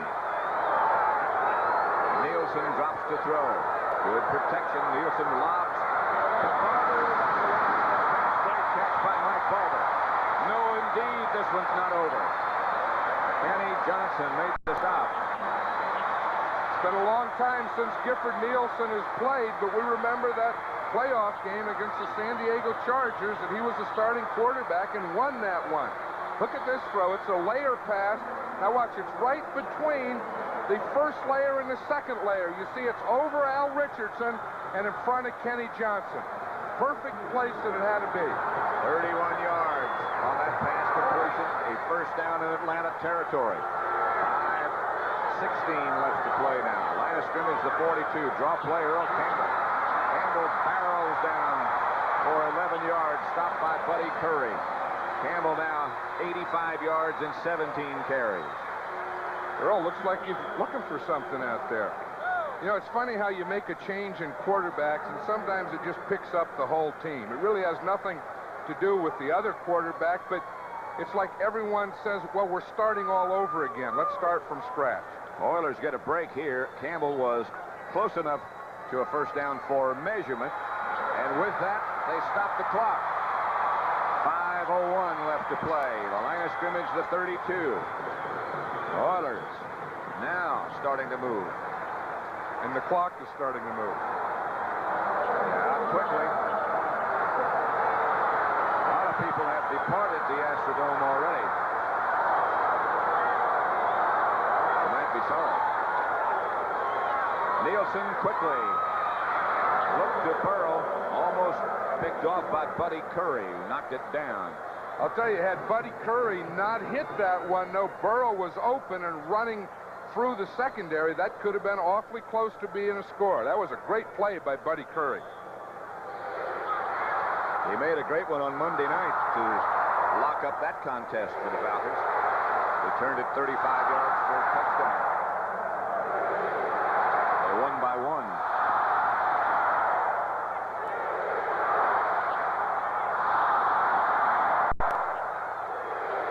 Nielsen fakes to Campbell. Has protection. Colson is knocked down at the 10-yard line. Another first down for the Oilers. And they are coming on. At the 11, they mark it. Look at Gifford Nielsen in there. He really looks calm. Mike Barber is excited on that. And again, as we watch this pass again, from the I formation, little play fake to Earl Campbell, holds the linebackers a little. You see Kuykendall come up, and he's able to hit it between the linebackers and again in front of the secondary. But the thing that held the linebackers was the play fake. Again, they're out quickly with the clock running. Now just over 4 minutes left to play. Nielsen sets them down, and here they go. Somebody moved, I think. But they did not call a penalty. Jeff Yates in to stop Earl Campbell, and Campbell just sits there. You know, as we look at this score, Pat, being 31-20, an 11-point difference, we realize, excuse me, how big that missed extra point was, or block. That was after the first touchdown by Houston, when Earl Jones blocked Tony Frisch's extra point attempt. Clock still running, 3:20 left to play. Nielsen now sets his offensive line down again, takes the snap, throws. Oh, he had Burrow. Burrow is just starting to pull away. Kenny Burroughs complaining that he was held or interfered with, and there is a flag on the play.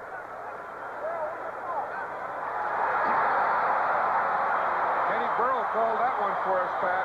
That'll give him a first down. Inside the 10, it appears, at about the 8-yard line. That was, excuse me, John. Excuse me, that was Bobby Butler in there, number 23, who was arguing with the officials, so the penalty was probably on him.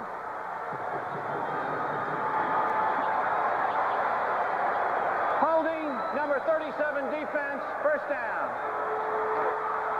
37 is the right cornerback, Kenny Johnson. Butler was arguing for Johnson now. First and goal. The ball may be just outside the 10. I'm not sure they can make a first down without scoring. Fake to Campbell. Outside to Adger Armstrong. And Adger struggles down to the 5 before Don Smith takes him down. Well, we were talking about that missed extra point. Now, instead of needing a field goal and a touchdown, the Oilers need 2 touchdowns. So they have to get a touchdown on this drive, get the ball back, and then get another touchdown because of the extra point being blocked. It is second and goal. They've got to score. They can't make a first down and buy some time with that. Second and goal at the 5. Clock running. Here's Campbell. Oh, no place to go. Down to about the 3. The Oilers have all of their timeouts. They're going to have to take one pretty soon. I would think so, because again, they have to think in terms of scoring 2 touchdowns, not just 1. You can't waste all your time trying to score 1 touchdown. That does you no good. They're taking a timeout now. They wasted a lot of precious seconds by not calling this a little sooner. They were trying, I guess, John, to get a playoff before the 2-minute warning, but they couldn't get that done either. Well, you know, half of their team was in the huddle and ready to go, and the other half looked like they were wandering back to the huddle, and they were trying to speed them up, but they didn't get the signal.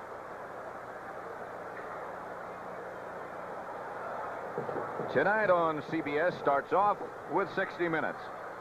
Then it's Archie Bunker's Place, followed by One Day at a Time, Alice, the Jeffersons, and Trapper John M.D. A great lineup all tonight, right here on CBS. You ever seen the Sunday night lineup on CBS?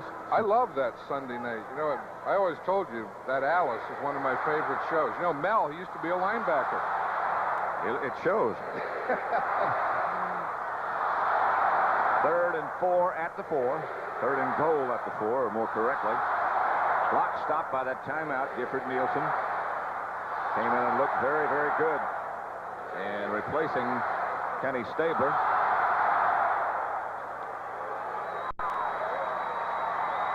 How about this one?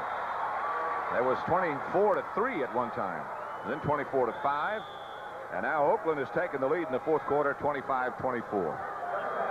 You still a Raider fan? Oh, yeah. They know how to come back. But you taught them. 3rd down.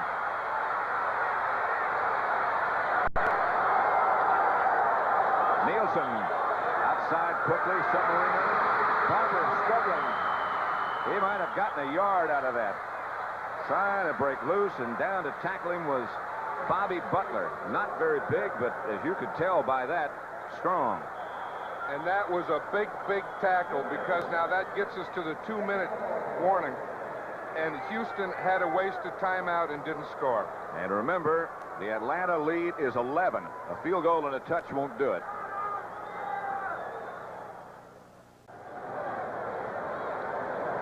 With John Madden, Pat Summerall at this Astrodome in Houston, where the Oilers are making a move. The Falcons lead 31-20. 2 minutes left to play. But the Oilers have it 4th and goal from the 3. Nielsen asking for quiet.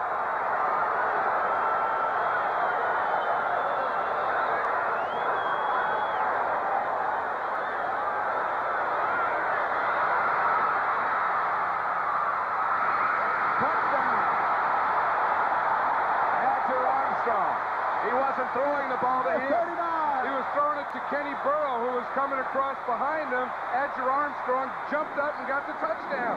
A one-handed grab by Edger Armstrong. And this one is back in perspective, at least. Watch this. He knew on 4th down he couldn't take a sack. He goes back. He's looking into the end zone. He tries to throw. There's no one open. He starts to run. He can't. Now watch. He's throwing to Kenny Burrow. Edger Armstrong jumps right up in front of him and catches it with one hand. Great catch by Armstrong. And here is Tony Frisch to try the extra point with Gifford Nielsen holding. Frisch hits it. And the score now goes to 31-27. Tony Frisch puts him 1 point closer. Edger Armstrong's first NFL touchdown.